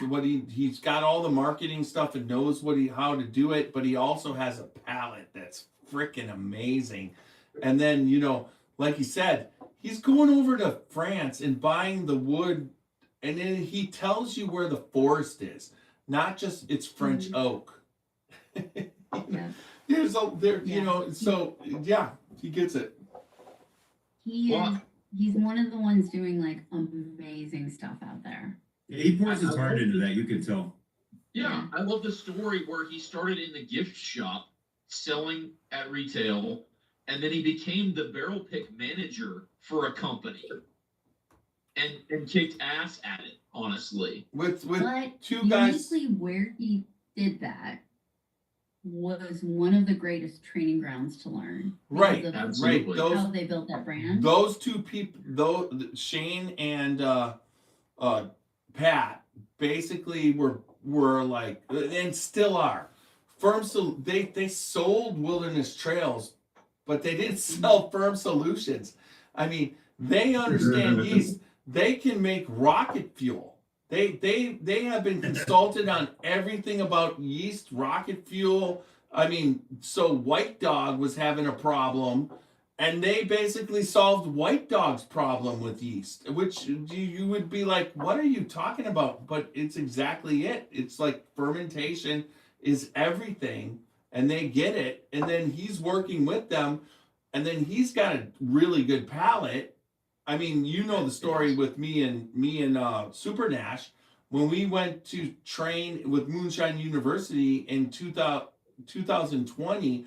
We went down to Wilderness Trail, and Macaulay ran the whole thing. So that's why he always calls me, I'm his Frankenstein.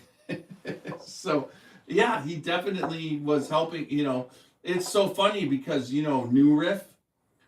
So I never tasted New Riff, and whatever the bottle was from New Riff, it was like this horrible, off-brand, horrible tasting whiskey.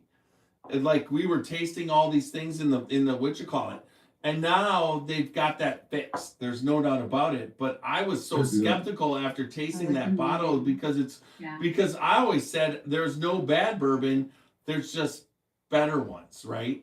And that was the first ever bad bourbon I tasted at that tasting.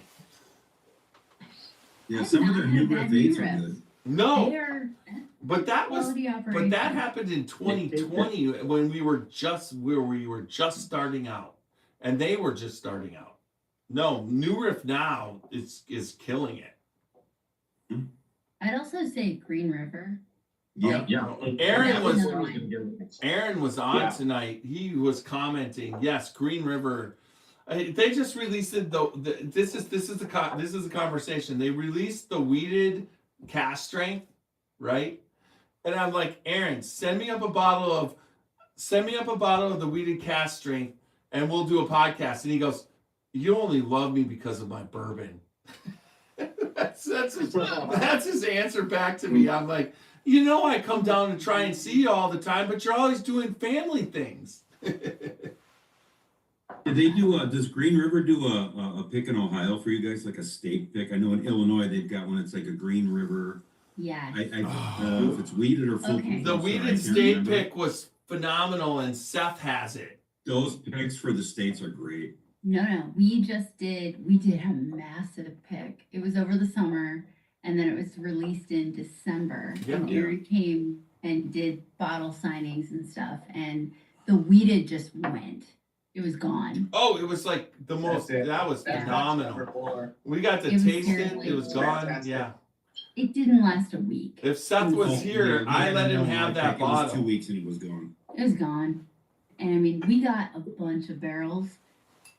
And that was fun going from like no barrels, basically like I think originally with Bardstown, we'd get like 1 or 2 barrels, and they're like, "Well, that's all your market gets." And I'm like, So "Have you talked to our people? Yeah, it's the Have you market's talked to our changed during the consumers?" so it's 11:50 at night. Let's They're see. fantastic. Yeah, Green River's coming up. It's cool. Yeah. There's not a lot of people on It's the best Facebook, thing. not a lot of people on YouTube. So I have a question. We did this pick. Which is, what am I looking at? We're looking at Starlight. That's Starlight. Yep. Remember when we Starlight, did which one? the pick? Somebody That is this The is honey and the 4 roses? wait. Was it the honey in the 4 roses? Is that what that is? Yeah, that's what you said it was. So it was a honey in. I didn't say, they did. Yeah. Is it? Okay. No, I'm just trying to. Yes, I'm trying to that's see it. on That's it. The bottle. honey. That's the honey in the 4 roses. Tilt it. Okay, Yeah, so tilt that's it. another if you know bottle. Yeah. Yeah. So right there. so when we were tasting, there were 5 barrels total, and we said so it was great because my favorite quote from the way down was, "We're only gonna buy this amount of barrels," and it just we went there and it went off the charts. Amazing. It was like they had Tokai barrels, they had honey and 4 roses. So that was what we tasted in the 4 roses. It was the honey in the 4 roses barrels, right? Yeah. Yeah, those barrels were insane. So how does the cross marketing work with that? You didn't say it was honey and 4 roses. You just said it was a honey finished barrel. So I think I probably shouldn't have even said here that it was 4 roses, but I don't think they're allowed to say. I don't think we're allowed to say. Okay. But yeah, it's yeah, over. it's It's like sold. It's original. not like you're selling anymore. Yeah. I mean, it's gone. Yeah. Gone. No, it's not. But It's not. good. I have a half a bottle that's phenomenal. But I was just like that was the most unique pick that I ever was on. And I pray that you ask me to be on more picks. Wait, I just Okay, want to so be on what- it. Matt. And I only want to be on picks that you go on. What do you think? So there was a big pick tonight, but I was at the raffle. But what do you wish OHLQ did a pick of that we haven't done yet? That you've seen elsewhere? Because we have had some really cool ones that have not been elsewhere. We've had some first of. I think Rio would be a really cool one because I'm actually doing a live tomorrow night on the barrel proof OH waffles. First the marshmallow toast, first the architect. I did that one. I did that. Yeah. That was So fun. I'm doing all 3. If you guys had a Rio pick, because they have Rio picks that come out in Florida that my buddies call me on, and I haven't gotten one personally yet, but I've seen them. I'm like, oh my god. Yeah. Also, I'm the one that's obsessed with Aberana, so I'm just putting that out there too. So that I mean, anything. if you have Okay. Rio picks. Where have you seen them? Florida. Florida stores, 2 different stores actually, and 2 different picks. They have a Havana pick down there too. Oh, do they? I would say they probably do. I can't say that's accurate, but that I'm would not the be biggest fan interesting. of Havana to begin with. You know, there's a new one coming out that's Madagascar.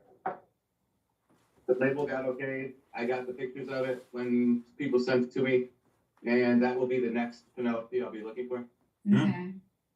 So, So I need to put this I don't out there in the world. Some friends in Oh, yeah, Louisiana we got did a Booker's pick, and certain people don't believe me, but I'll find a picture for you.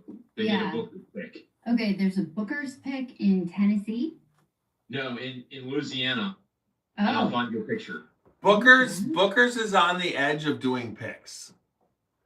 Like Yeah. Malloy's did something, they couldn't call it Booker's, but they I will they send you the said it label was of the close to picture. Booker's, Okay. But Jim Beam's close to Booker's, and if they do a Booker, you should just call up Jim Beam and tell him that you're Ohio and they should be doing the first Booker's pick with you. Wait, so the OH waffles? It's already been done. OH waffles was we did that blend with Danny from Penelope and going through the different barrels, different types, whatever. And then one of our team members that was on the pick, he's like, my mom has this like old waffle iron. We ended up like researching. We're like, this is actually from the early 70s, but she had the original cookbook that came with it, and it was like, oh, exclamation point, waffles. And he's like, this pick reminds me of the homemade waffle recipe that my mom makes on this like really old waffle iron. And so that's where OH waffles came from. Oh, that's so cool. So it's actually from the guy who does all of the he's a huge bourbon fan, but he actually does all of our accounting. So you really he's amazing. Yeah, it's really cool. there. Really, really I don't know why you haven't done this yet. Which one is that? Middle West? Yeah, What? Middle West anything with Ryan. Yeah. Tell We me have. what. No, we have. We've done Middle West picks. Have you done a weeded I one? feel like I've seen those on the OHLQ website before on the bottom on those little square boxes that come up. We've done them. They sell out fast. And also in the past. And you've only done them and sold them out in offered- Columbus. Oh, they went statewide, but they were very limited. We were offered like 3 barrels. Okay, but go to Ryan I and have a feeling we might be getting offered some more. yes, Ryan really knows what he's doing. It's like when you Right. talk to him, I right now have like 2 people who sponsor my podcast that it's almost impossible to get in touch with them. I text them, I get them to come on because they get like podcast preference to come on the podcast, right? And I'll go down the Middle West anytime Ryan wants me to. But he's like, I'm out of town. I'm doing this. But he only responds to one out of 50. But he won't be short on barrels in a couple years. Because that distillery is like going full out. It's amazing. Yeah, I mean, I can't wait. And then he's gonna put a second still in. He's got one, but And you know what you really need? You need a 1792 Sweet Wheat OHLQ pick. Yeah. That would be the biggest thing ever. So do you want me to hang out, wait, May, June. Hang out. So Man, also man, you got need a 1792 picks here left. 1792 12 The year. Sweet Wheat ones, though, I've only ever seen Sweet Wheat in one store pick ever. Yeah. Oh my God, we've got single barrels. We've got a whole shit ton of So them, man. did you talk to Ross? Depends on the store. Were you in communication with Ross from 1792 Cornelison? Me? Yeah, the people who are doing that. Mm-mm. Oh, do you want me to put you in touch with him?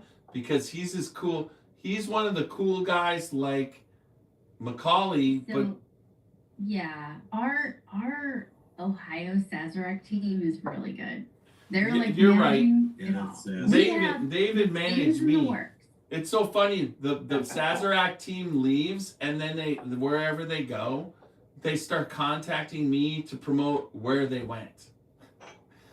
It's just like my favorite one is that the girl who I've been working with, she was in charge of Harlan Wheatley at Sazerac, and I basically worked with her, and she said to me, "How come Harlan wants to talk to you?" She goes, "Everybody who wants to do a podcast with me, with Harlan, he usually doesn't want anything to do with it, and I have to force him to do it. But he wants to do this podcast, and he keeps asking if we've got it set up." Yeah. So I just saw Buzzard's Roost. Yep. Buzzard's Roost is awesome, Ty, dude. your Buzzard's Roost Jason. bottle that I gave you. Is I think I it- gave you one for Christmas. You've done these before, though, Ann, haven't you? Oh, we have, yeah. Yeah, Yeah, Buzzard they're Roost. good. I have I one. didn't know. That's why I'm asking. Yeah. This They're one good. was picked by the military classic store at Fort Knox, so it has gold bars on it. Gold bars, Gold. yeah. Mm, So this was my favorite one that I've had from them. I love it.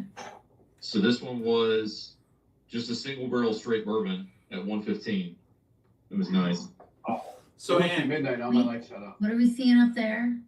Hey, so Matt, maybe Ann, you too. If you can find Nectar. Kentucky Nectar, so that's Old Here you Commonwealth, go, John. Lawrenceburg. It's a honey. There you This is honey infused. OMG, He's dude. got This it. is good. You got He's it. got it. here. I got one sent to me. I got a couple buddies that do bourbons with them. Yeah. It's 101 proof, dude. It's perfect. Oh, So this is out of Kentucky. Mine's 101 too. Have you heard of Bard? It's Bard Distillery. It's called They're a Bard. family distillery. And this is called Cinder and Smoke, and this is their 10-year. So they have their 10-year stuff. Kim Bard, it's like I can put you in contact with her. This is really good. Ohio, just like most people that do this kind of stuff think Ohio is too big. And I'm just like, I no. think it's hard, and it's not. It's, Right. It's actually, I was just telling my counterpart tonight, having sold liquor in, like 15 to 20 different markets, it's the most even playing field. It's right. It's the not most fair. for It's a not supplier. hard. If you know what you're doing and you put a good product, you're Yeah. selling in Ohio because people are they're all looking for the next good thing. Right. But you have to have a plan. You have to think about where you're going, and you have to think about how you're telling people that you're there. So in other words, you actually have to know what you're doing as far as selling something, because that's where we're at in the Like, are market. you telling people you're there? Yeah. And you have to come up here. Getting Macaulay up here to sign bottles will even make his Yeah. brand even more popular. A lot. I Bring can 'em up only to thank me. you guys, See man, from what's on Toledo site, to see Cleveland to what you got. Canton to Columbus to Cincinnati. Yeah. Where else you guys got? I mean, you've got some big Dayton? markets. Like Cleveland? Dayton and Youngstown. Dayton, do yeah. not ignore. No, because those folks love their whiskey. Towns. I mean, think about that, Yeah. like, in a sense too. I mean, Dayton is with the Air Force there. Mhm. Yeah. You have so many people that are transplants to the area. Yeah. But I love that market. But you're It's one of my but that favorites. market is even better because Pennsylvania, Mm. who basically, Oh, Youngstown. oh yeah. my God, you're talking about Dayton. I'm sorry, that's the Springfield No, area too, right? I Right. was, but, The but other we state. had some Youngstown people come tonight that were Yeah, that Frank. I met years ago. Yeah. I mean, Yeah. Frank is good. Okay. Frank is such a good guy. I mean, God, it's just like they do things. Youngstown people are fantastic. Yeah, I agree. I'm gonna have to go to bed. I'm Yeah. sorry. I was trying to wait to jump in.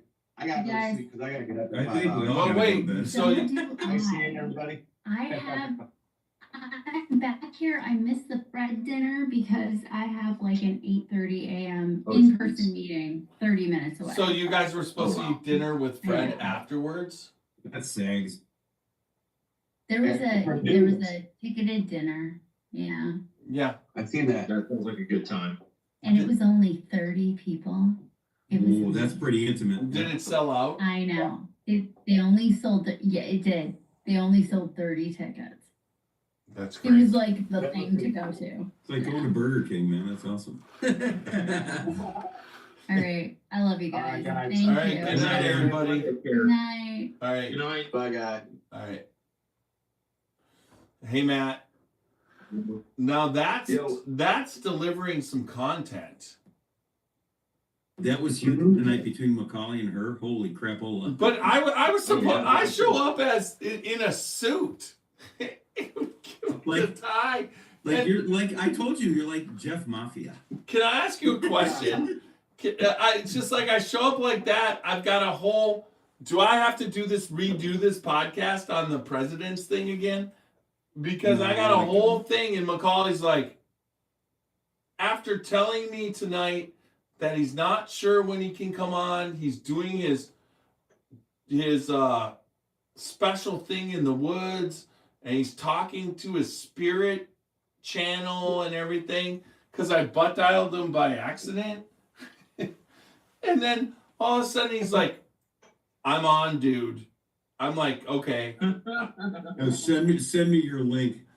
I'm like, what the shit? I've got a whole thing. I've got all the things on the 3 different ones and everything. I think he could have been trying to cock block me on the Trump bourbons. Yeah, that's the way, Matt. Oh, hey, Jeff, I'm just going to give you my advice. Let it go unless you get a demand for it to come back on, and just keep going forward, man. That's what I would say. Yep. Yeah, you should do your next one on Ripple Rye and then invite them, and then we'll do that. Either way, I gotta go to sleep. That's like that'll be like 4 Macaulay podcasts in a row. Yeah. This way I'll get to know him a little Hey, bit. Matt. New Orleans, you know? Hey, Matt. He was talking New Orleans, and we're talking shit of we're gonna bow out of daytime shit and just go hang out with him. All I gotta tell y'all, I don't do lines. I don't either, but Yeah, it'll be fun. We'll do stuff. we can watch I'll him. do stuff and do things, and I'll have a Red Bull in my hand, and stuff will happen. Yeah. It'll be All fun. I gotta say, Matt, is you gotta have a Red Bull in your hand, and you gotta put a Red Bull in my hand. Yeah. Because I'm gonna need the kick way more than you. Anyways, all right, Liza, go to bed, dude. John, I can stay on, but I don't have to work tomorrow, so I'm good for what. I do. I'm crashing out shortly, man. I'm off on Monday though. It's the old president. If you guys are bored tomorrow, I should be putting a live on somewhere around 7 o'clock. I gotta work at Giant Eagle from 4 to 6. I gotta work at work from 5 to 3. The Giant Eagle you're working, is that the OHLQ stuff? is that the Giant Eagle you're working? Is that a market district? It's at Strongsville. Yeah. What's your live on? Beer or whiskey? It's gonna be on the OH waffles, the cinnamon marshmallow toast, and the creme brulee architect. It's gonna be all the all right. OHLQ ones. I'm gonna gonna try to do Ohio stuff. for it takes long. Oh yeah, sounds good to me. Rest well. All right, guys. I'll see you tomorrow. Hopefully, I'll be awake. See you tomorrow. All right, guys. Crash hard, bro. I will try. Let's just take it one step further. Cap time. Green chartreuse or what? Oh, that's the Chattanooga. Nope. You know what this That's is, Royce. Walker. I can't read it. Sorry, man. Vince? Yeah, Royce's absinthe from Neely Family. Absinthe, yeah. That's good shit. That's the only absinthe I've ever had. It was awesome. Did you Rocky see Road. Royce? Royce was saying that his absinthe was being served at kitchen table.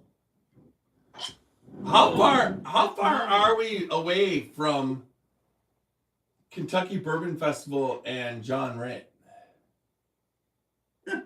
I gotta get out in 2027, bro. Is that October? Is that September or October? September. September. Bourbon on the Banks is October. The week of Labor Day, right? That week is Kentucky Bourbon Festival. And I will comp your stay the first year. So you get me on the bus. That might work, dude, because I am done. I mean, I'm gonna have to find a job beyond that, but maybe I don't find a job till October. I'm done. Like this year, and then the next year it's 26, 27, and I'm out in May of 27, and then you're at the Bourbon Festival of 2027. I'll tell you how to get tickets and everything. fucking tag on with your asses. That Are would be you fun. getting? What's your look for the festivals, Walker? Right now, I don't know. Right now, I think we have a class, so I'll have to be here. But I'm getting certified this coming week and the week following, and Then you'll know. my boss is pleased with my progress so far. And right now, I'm looking at July to look and see if there's anything that we're all doing around that time, so that I can travel again, because that's when we don't have a class. Yeah, the Cubs game. So Jeff, we'll have to find something pre-August. It might be a little earlier. Go look at Brewers Cubs games once it's So out. I'm looking at. So there's a couple. The Yankees are coming in, but those are mostly night games. Those tickets. Yeah, are but that's high and low. ridiculous. I fucking don't want to go watch the Yankees and pay. I'd rather watch like. Minnesota's coming the week before. We could do that maybe. So. Okay. No. I mean, Don't trash me with two liberal fuck fan bases. Let's get a conservative. No. It doesn't matter, dude. It's Hey, timing, bro. they can be libtards. We can just still go. Yes, in there but and do I right? could come up when the Reds come in. Let's do the Reds or the Indians. Oh, look. We'll see what because once I get to the end of July, first part of August, man, it's over with for me. So Yeah. But the Yankees are coming. Why is it over with you? We did late August last year. We did this last one. Last year we did late August. Was that? Last year was early August or late August? Yeah, I know.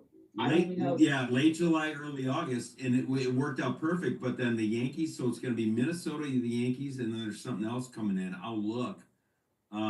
But if it was the same basic weekend we had this last summer, the Yankees are in. There's no way we're paying for those tickets. No, And so do it they're earlier in 19. July. We'll just do it earlier in July. Yeah. Yeah, We can do that.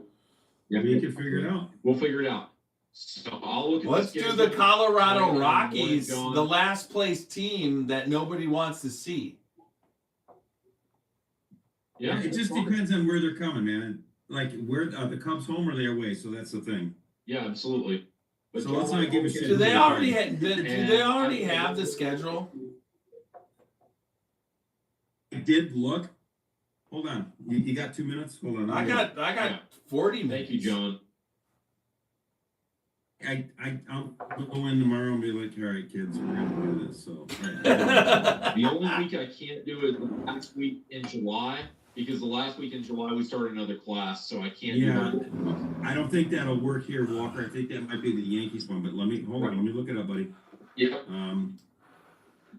So that would be perfect if we can't do the only one we can't do anyway. So Nash is watching Atlanta versus the Cubs.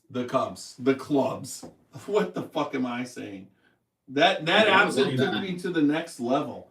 Hey Nash, and Yeah. is Steve on too? He was 3 minutes ago, and Nash was 2 minutes ago. I'm calling Nash. Apologize. I only have the one phone, so I'm not monitoring comments while we're doing this. I'll keep Facebook on, but I'm gonna end YouTube. YouTube looked like it was decent tonight. No, I just kill Facebook too, man. Nah, because they're still on. All right, here we go. Probably, yeah. Good night, YouTube.